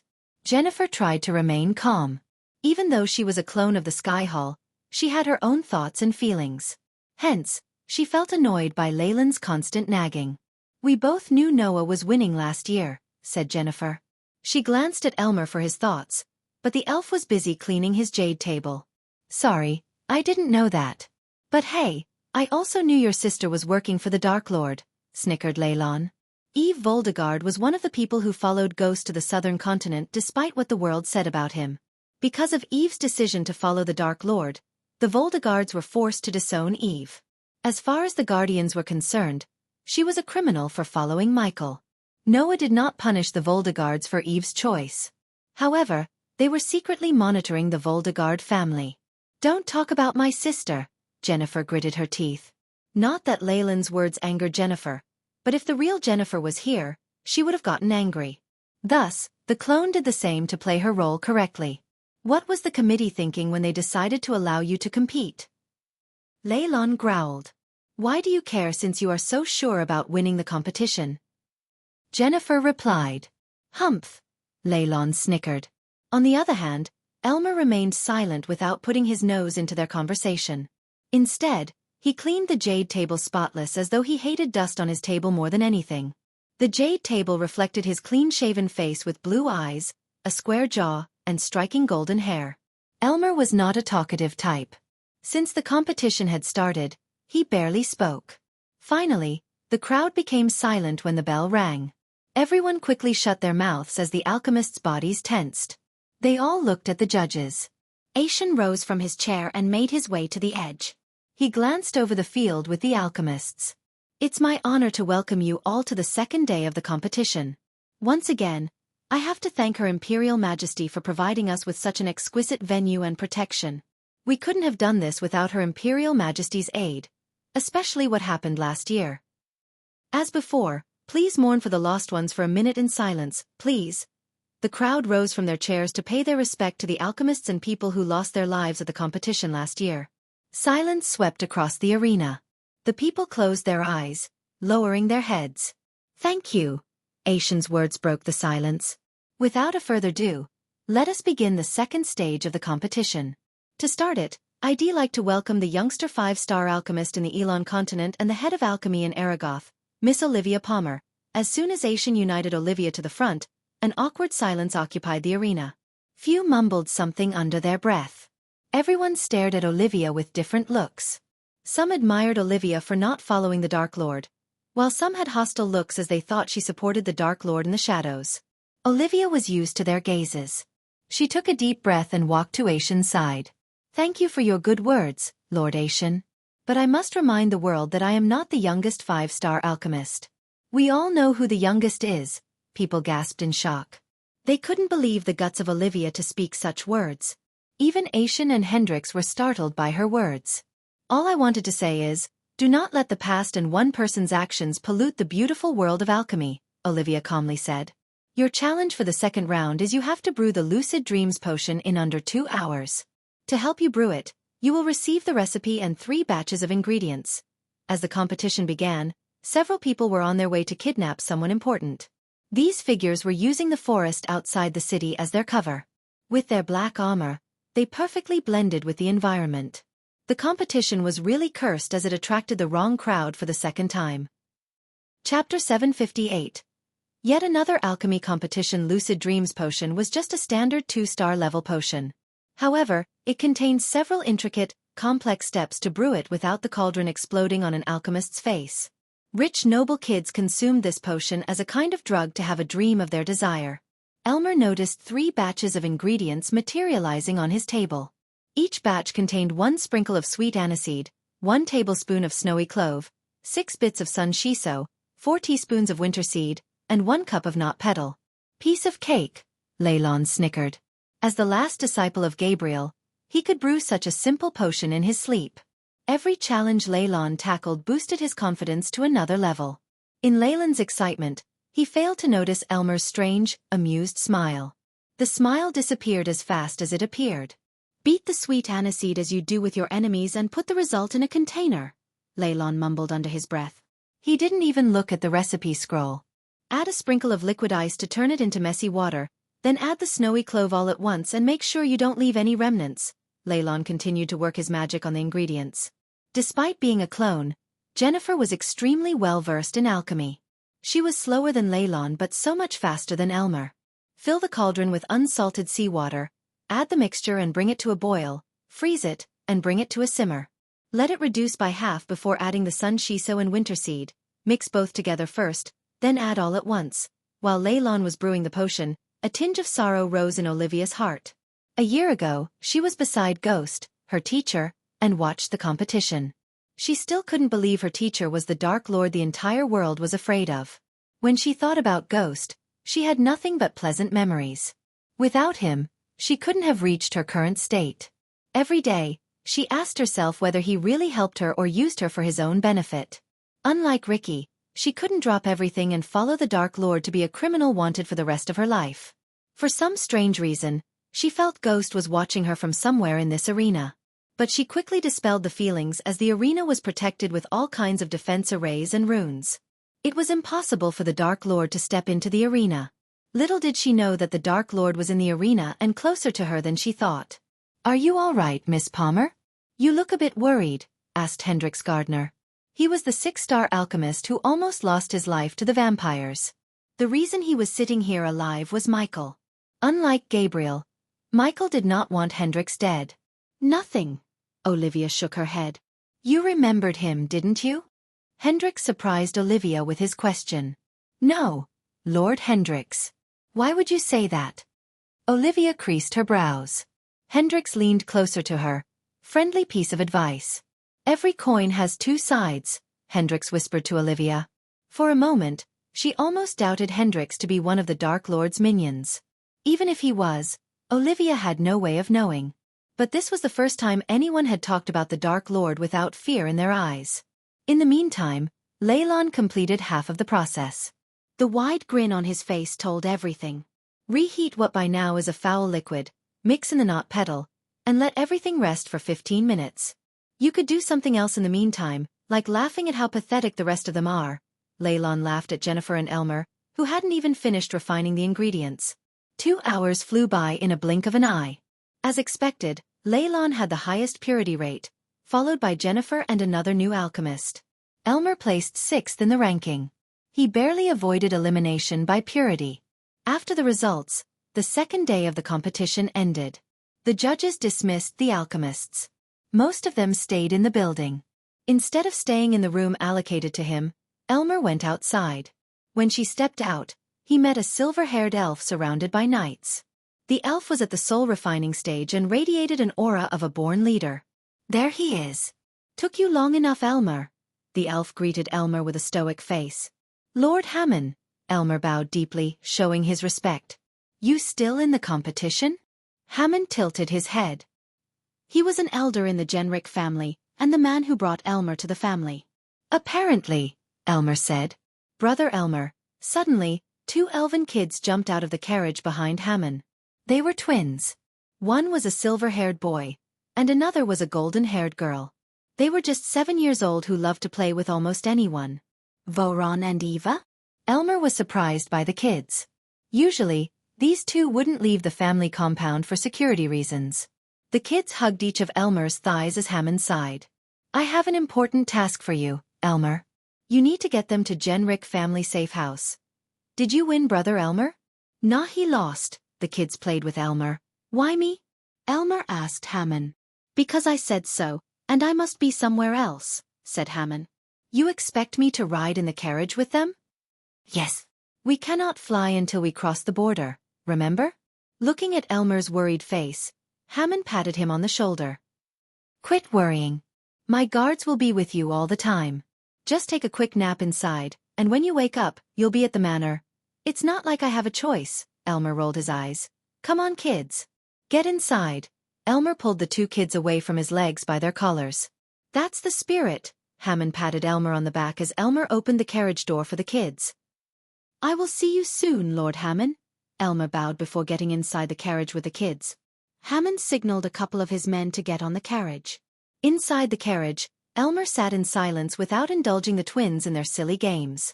The carriage slowly moved away from the arena, leaving Hammon and his men behind. Something felt off to Elmer. The twins were the heir of Genric family, yet Hammon only sent 2 guards with them. However, a bigger party might attract unwanted attraction. No one would bother to think twice about a carriage with 2 soul refiners in the Aur continent. When Elmer thought like that, Hammon's actions made sense. Elmer looked at the sky from the window. The sky was unusually cloudy as though heavy rain was due. He hoped to reach the manor before the rain. Brother Elmer, come play with us, said Voron. He climbed on Elmer's back and played with his pointy ears. Since they were kids, their ears were not as pointy as Elmer's. Instead of playing, why don't you 2 meditate? It's good for both your brains and souls, said Elmer. The kids shook their heads as Elmer expected. He let them do whatever they wanted and focused on the bustling streets. As time passed, they exited the street. The lush green field was in stark contrast to the busy streets of Mvarian. Soon, the field extended into lush forest. Everything became dark after they entered the woods. The forest was small, thick, and blooming. Its canopy was eclipsed by alder, larch and ash, and twinkling lights bursting through their crowns allowed for a mosaic of shrubs to claim the brittle leaves on the ground below. Swooping tree limbs held onto every tree, and a range of flowers clung to any space they could find and looked almost out of place in the otherwise mundane terrain. A cacophony of beastly noises, predominantly those of insects and critters, filled the air, and were accompanied by the occasional sounds of large animals in the distance. Elmer savored the sight and silence outside. He trained himself to ignore the 2 annoying kids and focus on something else. For example, the elven rune in the Genric family underground vault. This particular elven rune favored the fire element. Thus, anyone who wields the rune would gain an unimaginable amount of increase in fire manipulation, which was crucial to every single alchemist. The Genric family had been protecting the rune for centuries. Only the core family members had access to this rune. Winning the alchemy competition was one way of getting access to the rune. That was one of the reasons why Elmer decided to compete in the competition. As Elmer was focusing on the passing trees, his ears twitched. "Do that again," Eva shouted excitedly. Elmer heard rustling wind and a strange howling sound. "Did you hear that?" Elmer heard the guards outside murmur. "I think we've been followed," said another guard. The two kids were too busy playing with Elmer's ears to hear the guards. "How far are we from the border?" asked a guard. "Not very far," said the marriage driver. Elmer realized something was wrong. He creased his brows. "You too." Elmer grabbed the kids by their necks as though they were his kittens. "Stay here," said Elmer. "Are we going to play hide and seek?" asked the boy. "Kinda." Soon the carriage sped up. As a result, the carriage bobbed up and down. The ride became extremely uncomfortable. Elmer grabbed his seat tight to balance himself. "We are being followed." "I see figures in the woods," said a guard. His voice had a tinge of panic. Suddenly, Elmer heard a thud. "Hey!" Another cry resonated in the area but was cut short abruptly. Elmer felt the carriage slowly coming to a halt. "Why are we stopping?" asked Eva. "Aren't we playing hide and seek?" asked Elmer. "Really?" The kids' faces lit up. They had been nagging Elmer to play with them since they first met. So when Elmer agreed to play, they were so excited. "Yes. I am going to close my eyes, and you are going to hide within this carriage." "Ah. Where do we hide in here?" Eva complained. "I don't know, but that's the rule. To make it a fair game, I will step outside," said Elmer. Having no choice, the kids nodded. Finally, Elmer opened the door and stepped outside the carriage. They were in the middle of nowhere. When Elmer walked to the front, he saw an arrow sticking through the driver's head. The very next moment, several figures dressed in dark armor stepped out of the shadows. Each of them was at the soul refining stage level 5. Elmer counted at least 12 of them standing around him. "The kids inside?" one of the dark-armored figures asked Elmer. "Hand them over to us and we will kill you painlessly," the figure threatened Elmer. Michael will make his appearance in the next chapter. Stay tuned. Chapter 759, Dark Lord returns. "No can do," Elder shook his head. He wasn't going to hand over the twins to these people. He may have been cold toward the kids and didn't like to spend time with them, but the kids adored him. His heart simply refused to give the kids to the strangers. The black-robed figures chuckled. The elf before them was just at the core formation level 1. They could kill him without breaking a sweat. Nonetheless, the black-robed figures saw no signs of fear in the elf's eyes. Elmer cracked his neck. "Kill this fool and take the kids," the black-armored man ordered one of his men, who stood a couple of meters away from Elmer. The black-armored figure unsheathed his dagger. He strolled toward Elmer playing with his dagger. The black-armored figures expected Elmer to cast a spell or at least poise to defend himself. Contrary to their expectation, Elmer remained still. The black-armored figures thought Elmer had frozen by fear. The black-armored figure raised the dagger before plunging it onto Elmer's back. To the man's shock, the dagger shattered into pieces when he stabbed Elmer. His hand went numb. He felt like he stabbed a concrete block. The man was completely off guard. His eyes widened behind his mask. The trees in the forest swayed as an ominous feeling swept across them. They heard wolves howling in the distance. Thunder rumbled alongside the wolves. Suddenly, the black-armored figure saw Elmer's eyes turn completely black. Black bolts of lightning crackled around his body. Slowly, the area around the carriage grew darker and darker. The black-armored figures took a step back in fear.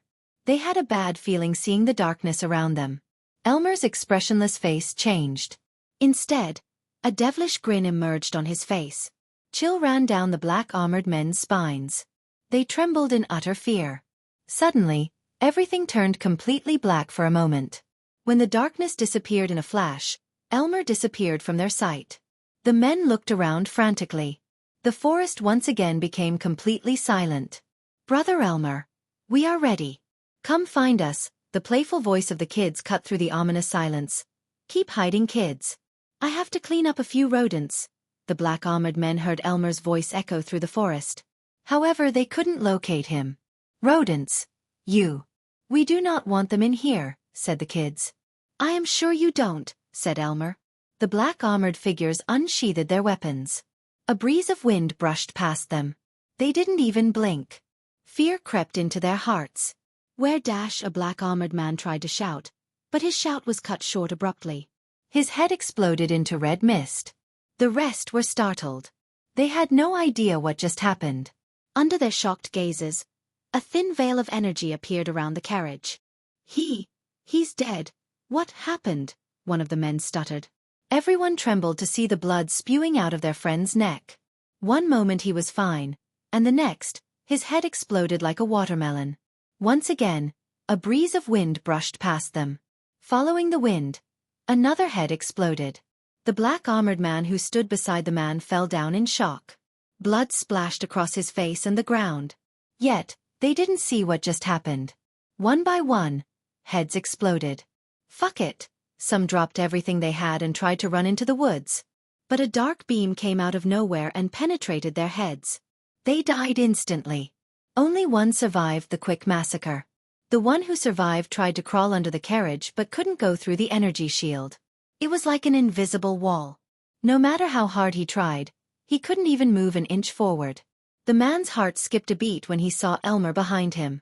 Elmer lifted up the black-armored man by his neck. "Who are you?" the man mumbled. Elmer snatched the mask off of the man's face. After removing the dark mask, a man with a gray stubble beard and brown eyes stared at Elmer.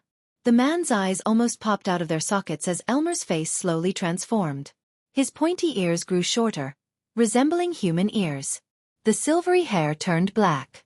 If these weren't shocking enough, Elmer's face itself transformed into resembling someone else. The man recognized his face almost instantly. In fact, everyone in the world would recognize the face because the Guardian Guild had posted thousands of posters worldwide with his face on. Dark Lord, the man muttered. He couldn't believe that out of all people, they actually stumbled upon the Dark Lord himself. They were actually ordered to kidnap the kids where the Dark Lord was. The man's mind went blank. Everyone in the world knew how he slaughtered hundreds of Guardians, including immortals before he obliterated Ithalan to oblivion. "What's your name?" asked Michael. "Thamer," the man mumbled. It had been a year since Michael took the identity of Elmer, an elf, and infiltrated the Genric family. A lot of things have happened since he exacted revenge against Wuxia. One of the major things was the system going offline. He upgraded the system from version 7 to 8. To Michael's surprise, the system required an entire year to upgrade itself. But before it went offline, the system required Michael to get his hands on the elven rune in the Genric family without revealing his identity for some reason. To the outside world and his minions, he disappeared and went underground. But in reality, Michael was staying with the Genric family, slowly gaining their trust and working as an amateur alchemist. Only a few knew about Michael's current identity, which included Gaia and her mother. While he was living with the Genric family, Gaia and her mother continued the search for the god-killing arrows and his armor pieces. Michael was so close to getting access to the secret vault, which was protected with all kinds of runes and arrays, that even Eladir had trouble breaking them. Since the system strictly advised Michael not to reveal himself, he didn't take the risk of letting Eladir take a crack at the arrays and the runes. Hence, Michael chose the good old ways. To be honest, Michael loved the fresh air. He let his subordinates handle everything back in the southern continent. The Guardians poured all the resources into finding him in the southern continent while Michael lived right under their noses. Plus, he was able to get a good understanding of Ar and Empress Nithroel Grimfield. Unfortunately, because the system went offline, Michael couldn't break through to the immortal stage. Everything was going great until these assholes decided to ambush him and the two annoying kids. Whoever sent Thamer just made it into Mysahil's kill list. "You know who I am, right?" asked Michael. Thamer bobbed his head up and down. "So you know what I can do to you and everyone you know and care about?" Michael's eyes glimmered with killing intent. Thamer's heart skipped a beat. "But I will give you a chance to avoid all that bloodshed. Answer my questions, and I won't kill your loved ones. Do you understand?" Thamer did not understand as Michael tightened his grip around his neck. "Do you understand?" Michael's voice became demonic for a moment. "Yes." Thamer immediately nodded in utter fear. "Who sent you?" Michael asked the simple and the most obvious questions. Considering his time in the Genric family, he could say the Genric family had no enemies hostile enough to kidnap the twins. A criminal act like this would get them the most brutal punishment there was from the Empress herself. The Empress was kind and brutal at the same time.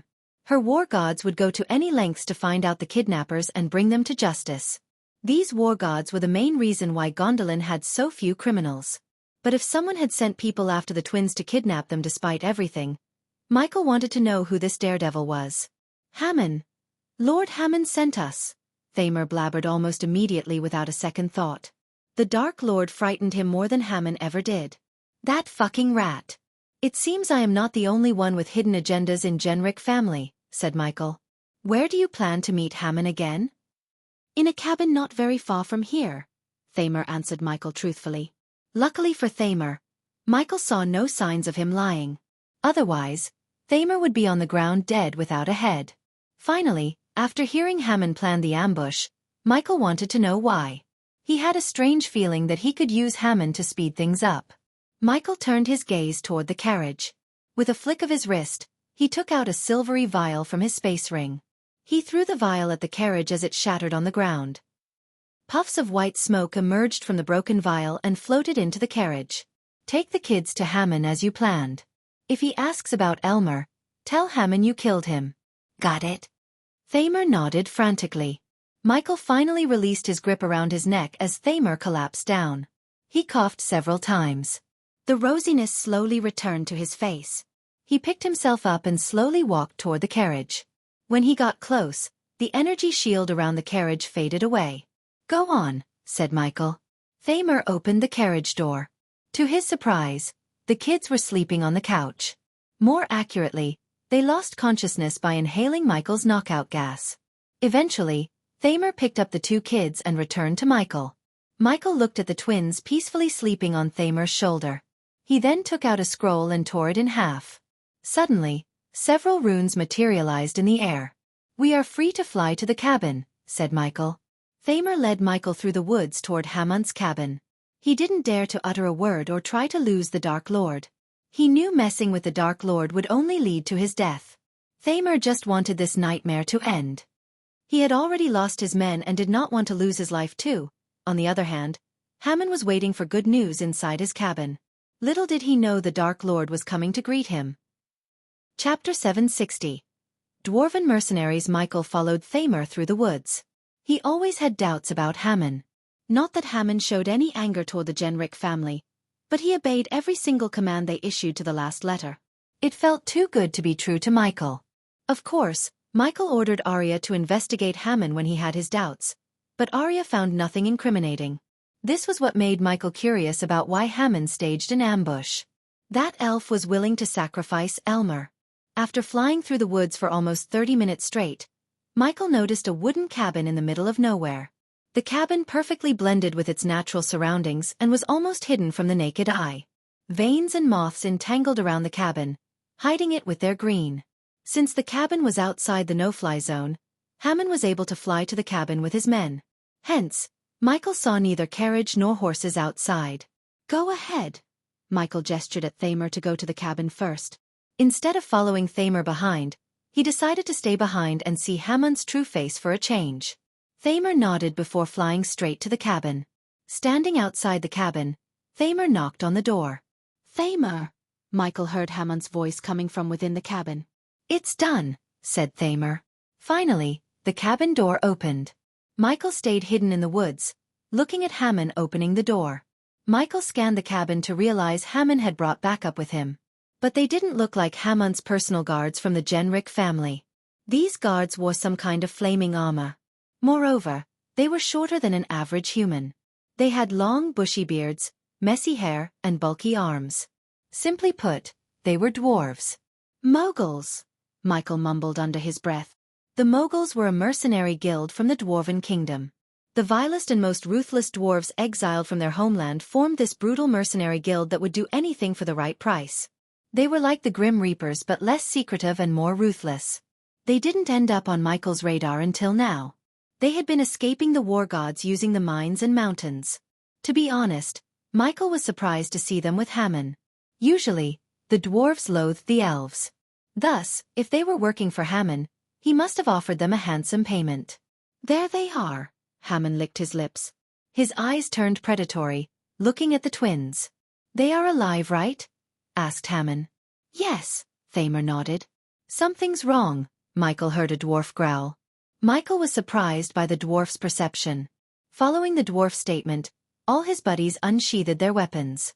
Hammond was startled by their action. "What's wrong? What's happening?" asked Hammond. He had no clue why the dwarves suddenly unsheathed their weapons. Unlike the dwarves, he failed to notice the fear in Thamer's eyes. "He's being blackmailed." "I can see the fear in his eyes," a dwarf with a long cut across his face growled. The dwarf immediately lunged at Thamer with his battle axe. He placed the axe against Thamer's throat while Hammond quickly took the kids off Thamer's shoulders.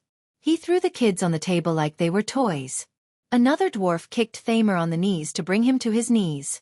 Instead of questioning Thamer, the dwarf just stared into his eyes. "He is not himself." "Someone forced him to do this," said the dwarf. Once again, the dwarves surprised Michael. Despite their lust for blood and booze, they actually showed some intellect. They didn't even believe Thamer for a minute.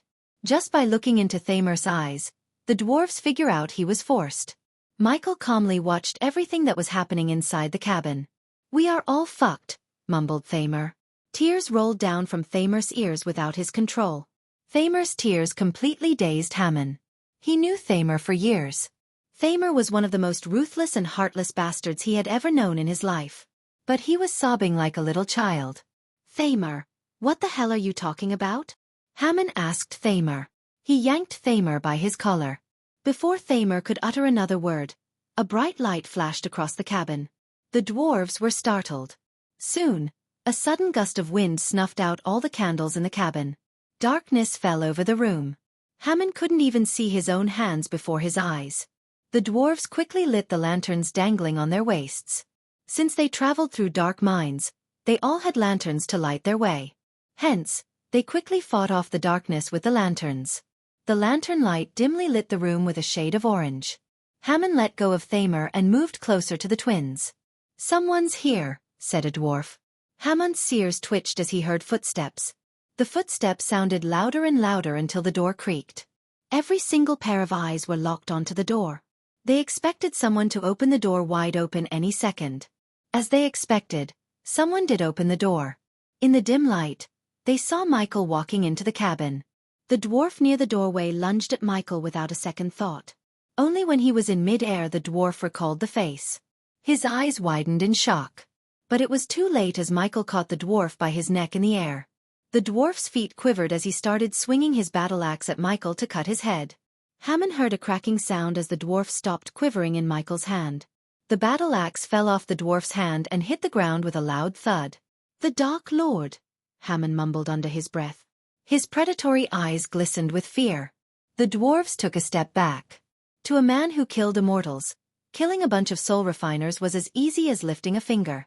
The dwarves were not stupid to rush into battle head-on with the Dark Lord himself. Judging by the situation, the dwarves knew the only way to escape was through negotiation. They just hoped the Dark Lord was in the mood for talks. "We can have a civilized conversation if no one pulls any stupid stunts," said Michael. Michael dusted off his arms.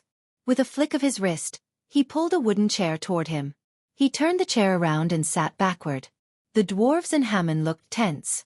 It was no surprise, though. One could say the dwarves were holding well. Many would have wet their pants. After the terror campaign the Guardian Guild and the Great Eight clans held against Michael, he didn't need fear toxin to scare people. The Guardians and the Great Eight clans wanted to stop people from believing in the Dark Lord or worse, worshipping him as though he was a god. The fear worked in Michael's favor. He never expected people to worship him. Instead, Michael wanted them to fear him. That was why Noah stopped the campaign to spread fear throughout the world, as he knew the Dark Lord wanted just that.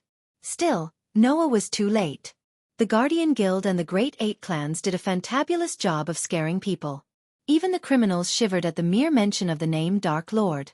"Now let me hear why you want to kidnap those two. If I am not wrong, you should be protecting them." "This doesn't seem like protecting," said Michael. Hammond felt reluctant to speak. Michael just lifted his finger as a lightning bolt shot out of his fingertips. The lightning bolt went straight through Thamer's head, instantly killing him. The dwarves jumped back in shock. Thamer wasn't weaker than any of them. If the Dark Lord could kill him with a single lightning bolt, they could only imagine what he could do when he used his full power. They realized the stories they heard about the Black Day were not at all exaggerated. In case the system hadn't gone offline for a year, Michael would have reached level 3 immortal stage. Unfortunately, he was being bottlenecked by the system. As you can see, I am not a very patient guy. So you should answer me without testing my patience, said Michael, crackling his fingers. Thamer's boy was on the ground with a big hole in his head. Blood still oozed down from the hole. His eyes were filled with terror and shock. At least he died instantly without suffering. Hearing Michael's words, Hammond gawked around the cabin. Everyone in the room knew there was no way of escaping without the Dark Lord's permission. However, Hammond couldn't reveal his story in front of these dwarves.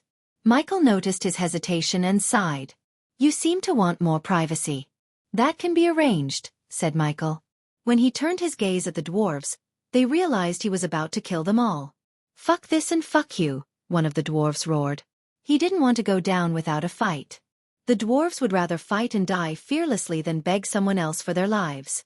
A dwarf raised his battle axe to bring down upon the Dark Lord with full force. However, his body froze as the battle axe slipped off his hand. Michael's eyes lit up.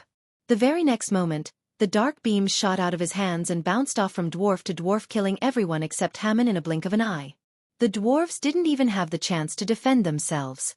After the dark beams disappeared as quickly as they appeared, puffs of smoke escaped Michael's eyes. One by one, the bodies hit the ground with a thud. Hammond's mind went blank. He paid 1,000,000 gold coins to the mercenaries to get them to work for him.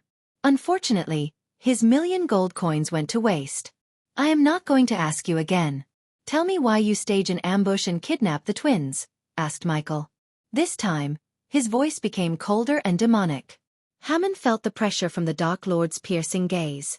Having no choice, Hammond began to reveal his backstory.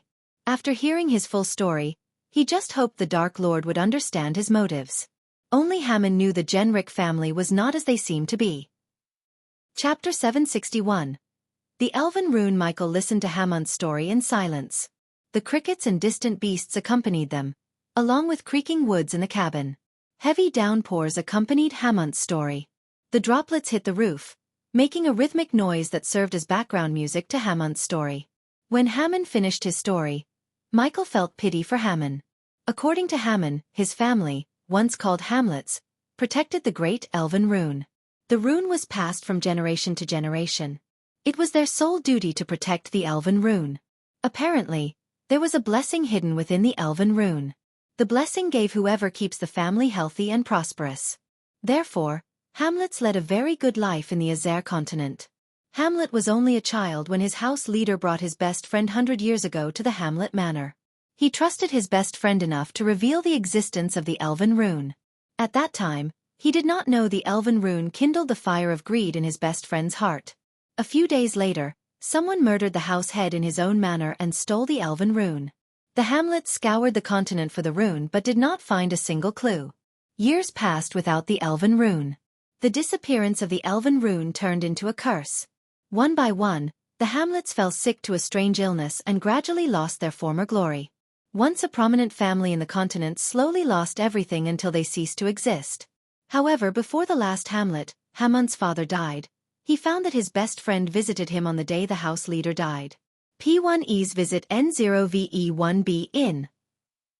N.E.T. Hammond made his life's work to find the Elven Rune and exact revenge against those who stole the rune, resulting in his family's demise.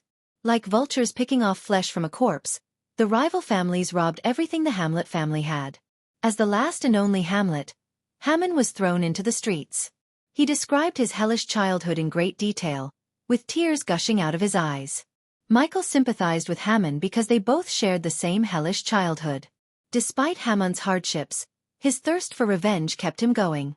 Finally, at his 15th age, Hammond finally met the man who came with his house head. Imagine his surprise when Hammond learned this man went from a lonely adventurer to the house head of the Genrick family, Tanatar Genrick. Although Hammond did not remember the name he used when he came to his home, he was pretty sure it wasn't Tanatar Genrick.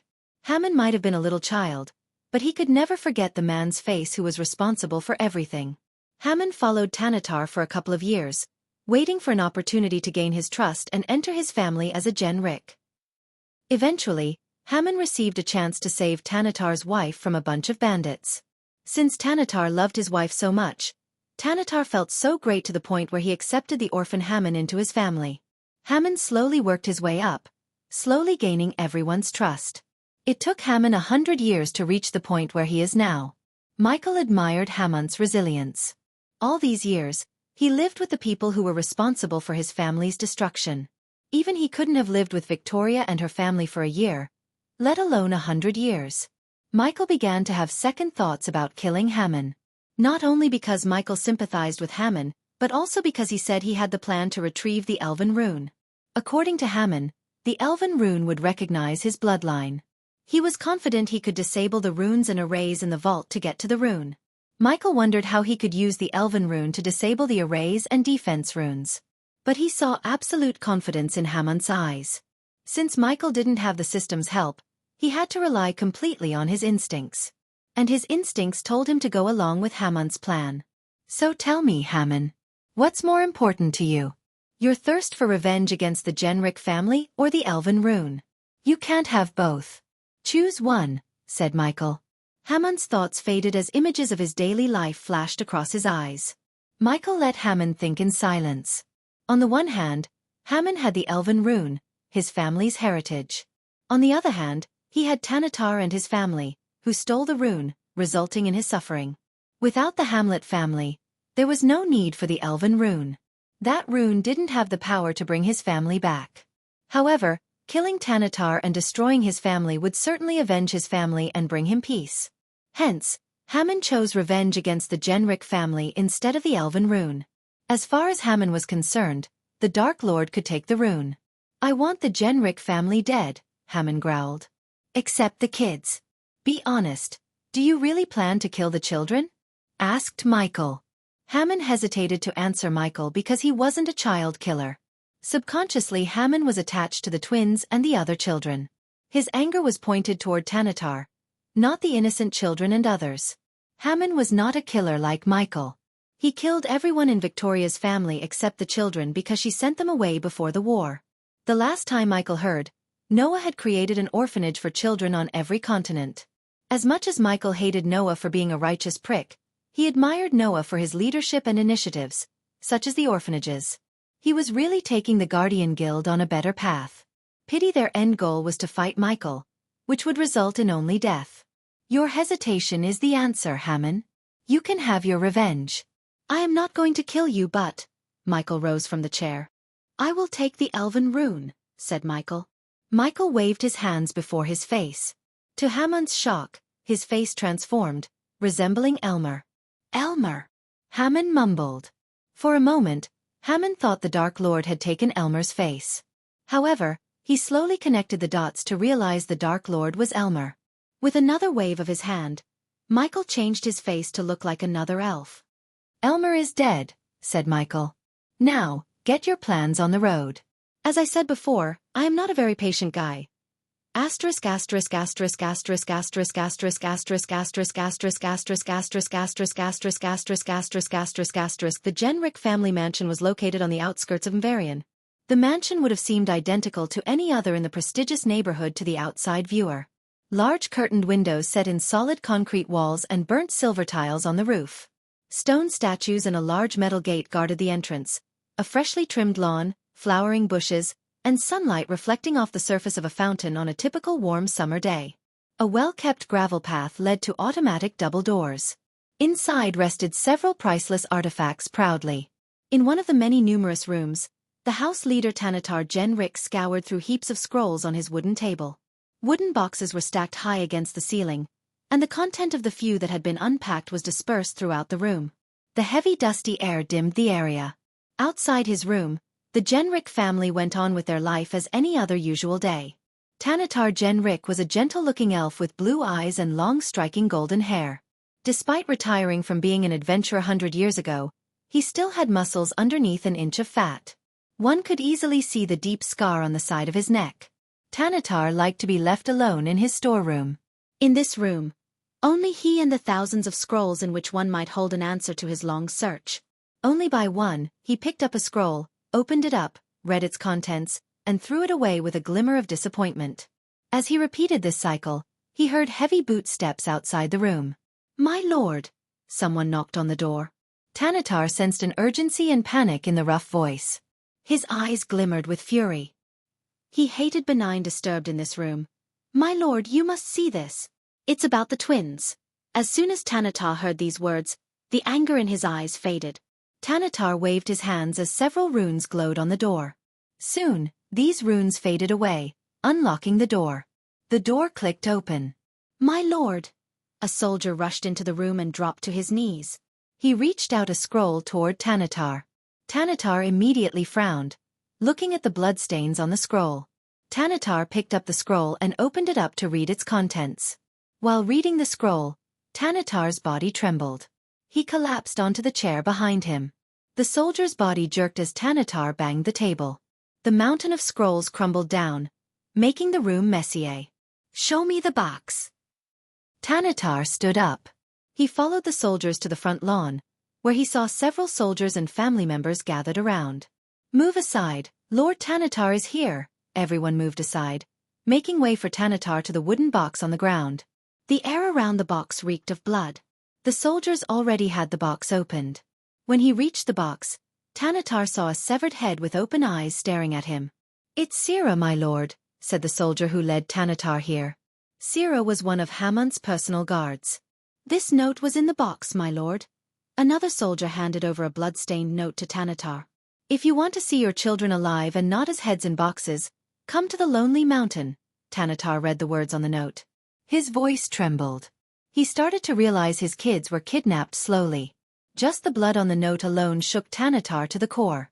At that moment, he couldn't think as a veteran adventurer or a leader but as a father. He failed to keep his stoic wall around him. Thinking about his children in danger made the wall crumble down. For a few moments, his mind went blank. "My lord, what does the note say?" a soldier asked with worry. The soldier's words pulled Tanatar out of his dazed state. "Gather our men, we are going to the Lonely Mountain." Tanatar barked his order at his men. "Lord Tanatar, what happened? What's the meaning of all this?" One of his core family members asked Tanatar. "Voron and Eva." Tanatar's words didn't come out through the lump in his throat. "What happened to them?" The elves panicked. "They were kidnapped." Tanatar barely finished his words, shaking everyone to their core. While Tanatar and the others were gathered at the front lawn, Hamon entered the mansion via a secret path only known to the elders. Michael accompanied Hamon as one of his personal guards. Michael followed Hamon behind a dimly lit underground passage. "The vault is just around the corner," said Hamon. Chapter 762. Two sides of the coin. Michael followed Hamon until he reached a giant door made of some kind of silver metal. The door was built with countless nuts and bolts. On top of these mechanisms, Michael sensed countless runes. Hamon stopped a meter before the steel door. He looked around as though he was searching for something. Michael wished he had the system to disable all the runes. Luckily, Michael had an expert in runes. He was about to call for Eladir when Hamon raised his palm. Michael noticed a glowing rune on Hamon's palm. For some reason, the gears in the door started to move faster and faster. Additionally, icy blue runes began to radiate brighter light on the door. Michael heard these mechanisms rolling within the door. Hamon slowly moved his palm toward the door. When Hamon's palm was just a few inches away from the door, an invisible force pulled his hand toward it. Hamon's hand got stuck on the door. Hamon did not shout but seemed relatively calm. The door did not freak him out as much as the Dark Lord beside him did. Hamon and Michael waited for the door to open. However, Messiah Hell was pretty surprised and, to be honest, startled. It seemed to him like Hamon had a way of opening the vault all this time, yet he waited for no reason. "You can open the vault door?" asked Michael. He wanted to confirm Hamon's stupidity. "Yes," Hamon nodded. Michael couldn't keep his hands from slapping the back of Hamon's head. Hamon was pretty startled but kept his hand on the door. "You had a way to open the vault door all this time, and you decided not to take the elven rune and kill Tanatar until now?" asked Michael. "It's not my fault he and his wife couldn't have a child for almost 80 years, give or take," Hamon shrugged. To Hamon's surprise, Michael chuckled. So you were waiting for them to have children as much as them? It's funny, but I do admire your patience, Michael smiled. When Hammond saw the smile on the Dark Lord's face, he was truly surprised. His smile brought such warmth to Hammond's heart and almost made Hammond wonder why in the hell everyone was afraid of this guy. He looked so friendly and good-looking with a smile. Michael did his best to keep the pressure of being the Dark Lord gets to him. He didn't want to end up like his previous self, who had to reset the entire universe to fix his mistakes. A few minutes later, the gears finally stopped as Michael noticed the runes fading away. Michael did not care about how Hammond managed to disable the runes and the mechanisms. All he cared about was the elven rune within the vault. The vault door creaked. It slowly slid open, revealing a room surrounded by 4 marble walls. The vault was a meter thick. It would weigh at least a ton. Michael realized why no one opted for breaking the vault door using explosives. It would take a nuclear warhead to destroy this one. In the center of the room, Michael saw a golden plate hovering in the air within an energy shield. There was a glowing rune on the golden plate. It suddenly pulsated a wave of energy as though it had sensed something. At that same time, the rune on Hammond's palm produced an otherworldly whistling noise. The golden plate moved toward Hammond but was stopped by the energy shield. Hammond's legs turned to jelly, seeing the rune after so many years. He slowly took a step forward. On the other hand, Michael walked toward the elven rune to find a way to free it from the energy shield. Michael's eyes flickered. He activated the X-ray vision to locate the source that was powering the energy shield. Michael noticed a purple heat wave running from the ground below the golden plate into the wall on the other side. Michael made his way to the wall and ran his fingers through the wall. He knocked on the wall for a moment to gauge how thick these walls were. The dark flames coiled around Michael's fist. He was about to punch the wall when he sensed several beings on their way to the vault. Michael slowly turned around to welcome the party while Hammond walked toward the rune in slow motion. Hammond! Suddenly, a dominant voice echoed through the empty vault. The voice snapped Hammond out of his daze. His body became rigid. Hammond slowly turned around. Hammond's mind went blank when he saw Tanatar and his royal guards at the vault doorway. Michael wondered what made Tanatar ignore his children and return to the vault until he saw a glow on his hand.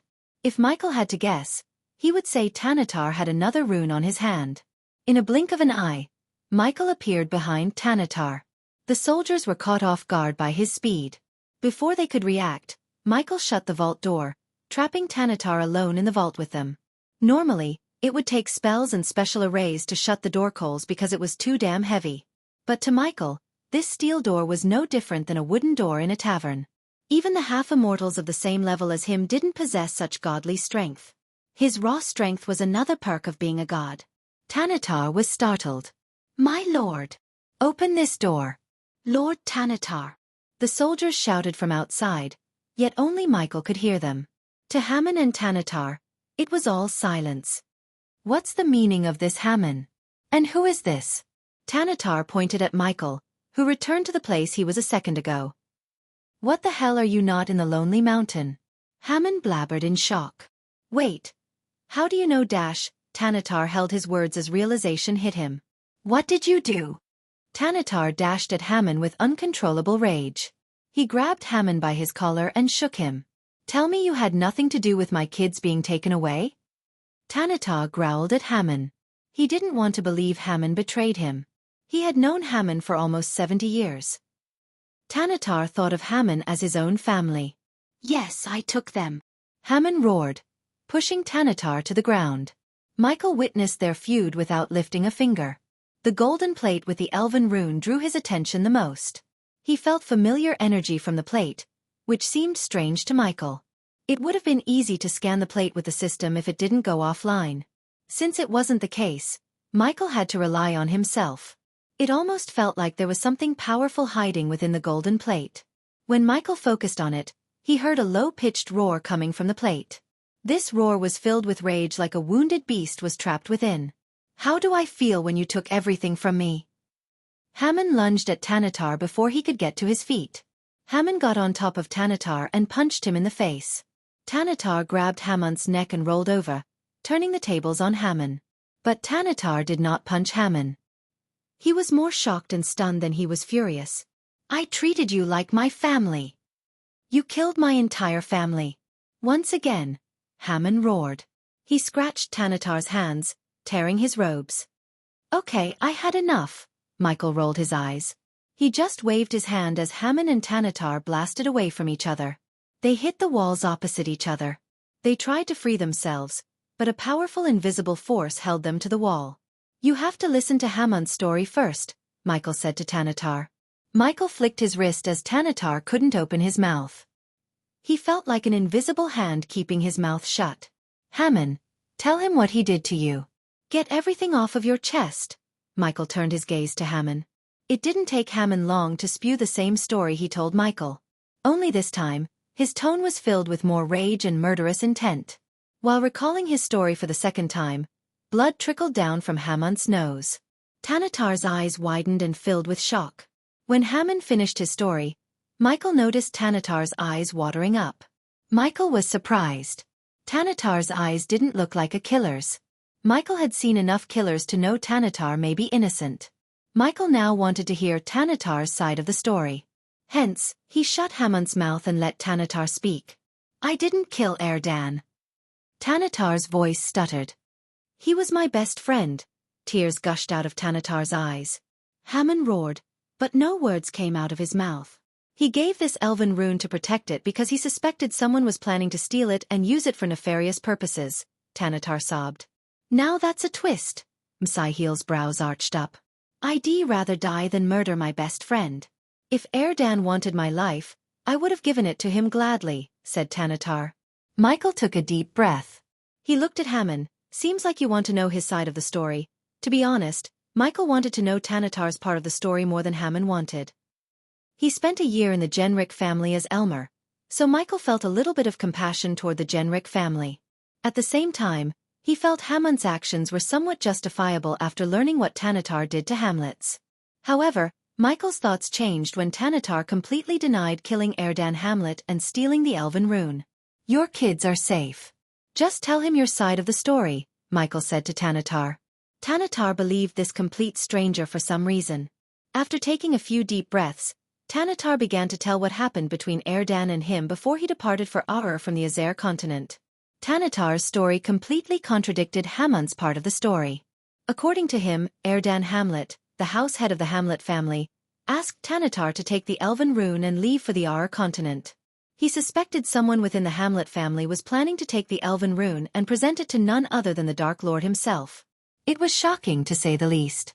Michael was caught off guard.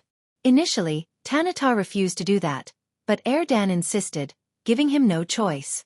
As a lonely adventurer, Tanatar had no family then. So he agreed to take the elven rune away to save Erdan's family. But he never thought his entire family would be wiped out by a plague that only affected the Hamlets. Even after founding the Genric family, Tanatar did not stop looking for survivors.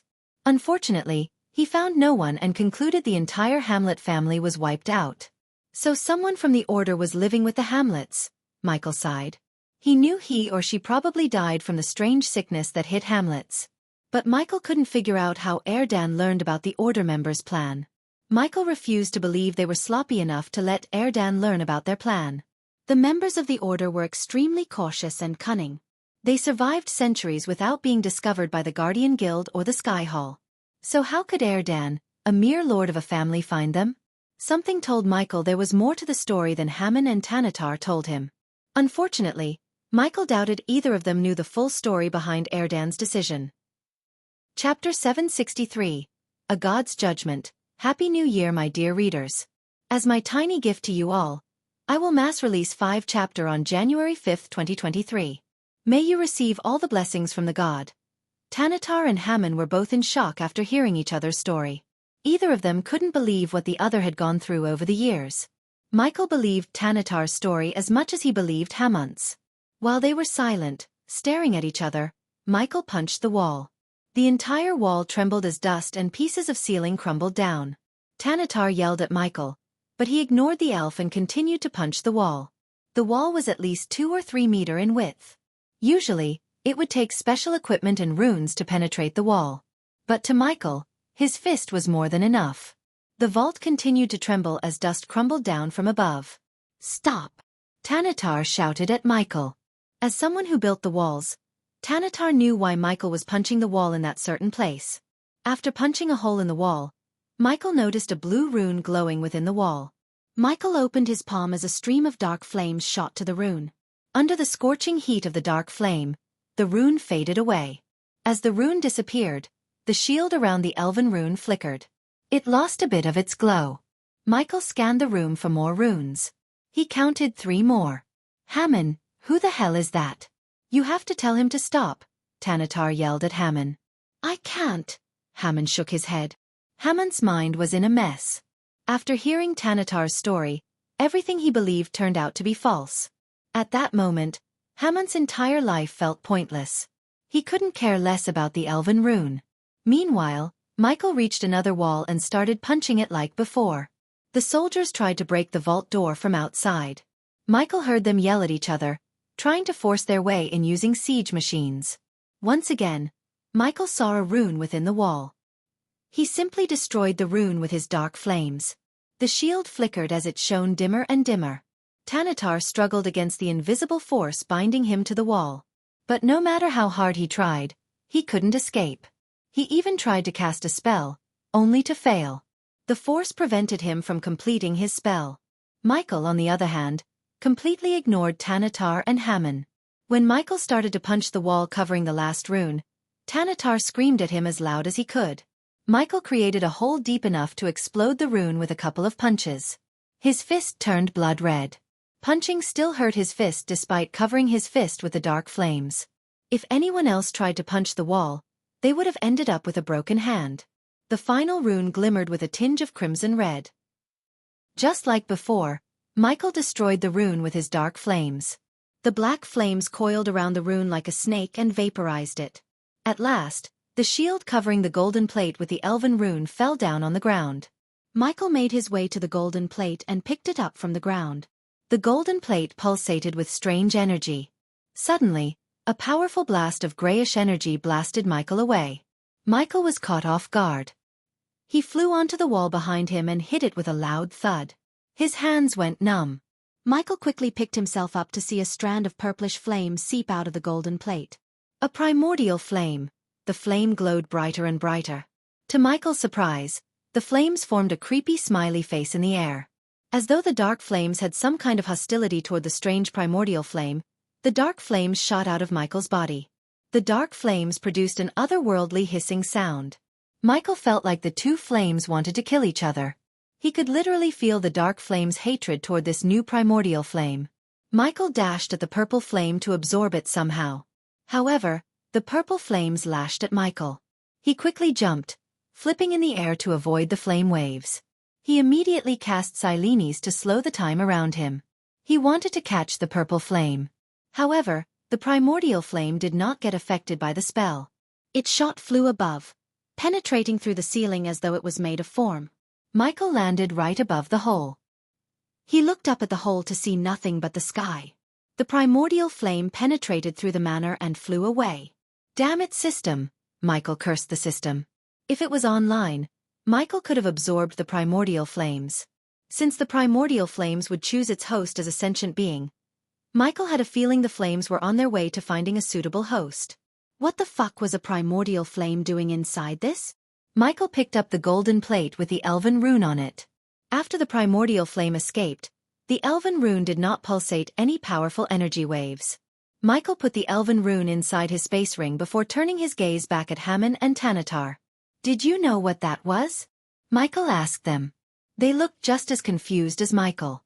He sighed. He walked toward Hammon. He was telling the truth.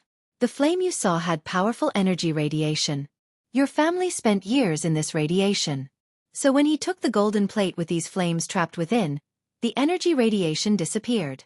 Your bodies and souls couldn't adapt to living without this energy radiation. Hence the sickness. Simply put, the real culprit is the flames trapped within the golden plate, Michael explained to Hammon. However, Hammon's eyes glimmered with doubt. It made sense. After all, Hammon spent his entire life believing Tanatar betrayed him and his family. That kind of hatred wouldn't go away so easily with a few words. You lost a family long ago but gained a new one here. There is no reason for you to seek revenge anymore, said Michael. Normally, Michael would avoid giving advice or putting his nose into someone else's business. But Michael lived with Haman and the Genrick family for a year. He had a soft spot for them. Unlike Maxim and his family, Tanatar did no wrong to Haman. Michael wished Haman to embrace his new life and let go of the pointless anger. Judging by Tanatar's look in his eyes, he was willing to forget and forgive what Haman did. The question was, will Haman change? Michael waved his hands as both Tanatar and Haman fell from the wall. They breathed heavily. Michael turned his gaze toward Tanatar. "I will take the elven rune from you," said Michael. "You can't. Give it back."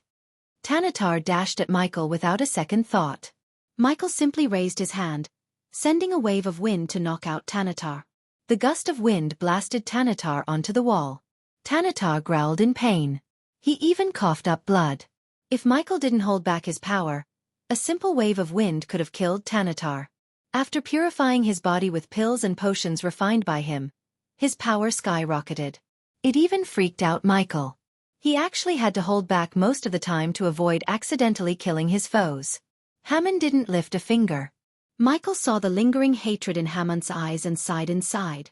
P1Es visit N0VE1B in NET. Don't do anything stupid, Tanatar. I can take this rune and go away peacefully, or take it after I slaughter your entire family. The choice is yours. Lightning bolts crackled around Michael's wrist. The mere mention of Tanatar's family made him back off.